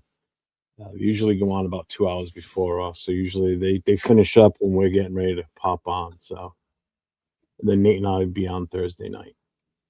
So, and that phone number is open. So anybody that wants to call and leave a voicemail for for Saturday night, on a Raider take, you can leave a voicemail. I don't care what you say in the voicemail. I can give 2 shits. Does it have a caller ID? If they leave a voicemail, they can just leave the voicemail. I get the transcript. So I know That's exactly. it. So you don't know who it was? Like, If they call me, it goes through my cell phone first. Then it goes into the Google Voice, and if I got them in my phone, it'll tell me who it is. oh, never mind. If I don't have it, it won't tell me who it is. Oh, that's why Cheeto was going to call you like 10 times tomorrow. Maybe 10. What's up, damn? So if I have you on my phone, if we've exchanged phone numbers and you call me, I will know who it is. Exactly, Ardell. I was gonna bust one of those, bro. Sure. That was the first thing that popped through my fucking funny mind, messages. bro. I don't give a shit. They will be listened to on Saturday night, regardless. So. You ever watch the movie Miss Doubtfire? Yeah. Oh, you would have got one of those for me, bro. I would have called in and like, oh yeah, yeah, yeah. I am Job. Yeah. So yeah, I got nothing else. Are we good? I'm good. I'm good. All right, everybody. Enjoy the new outro. Music, everything. Stay safe. Go Raiders. Raiders.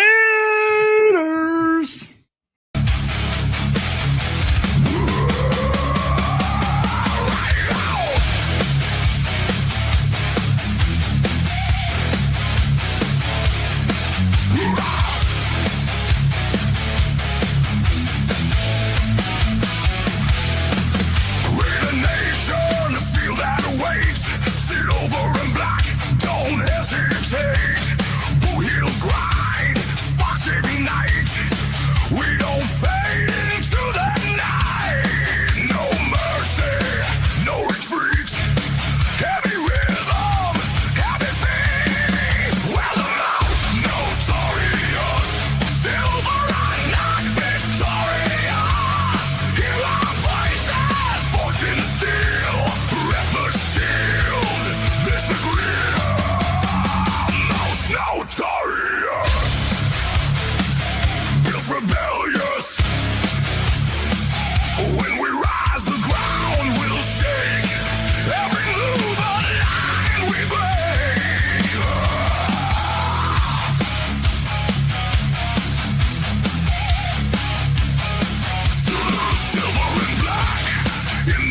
smoke everywhere.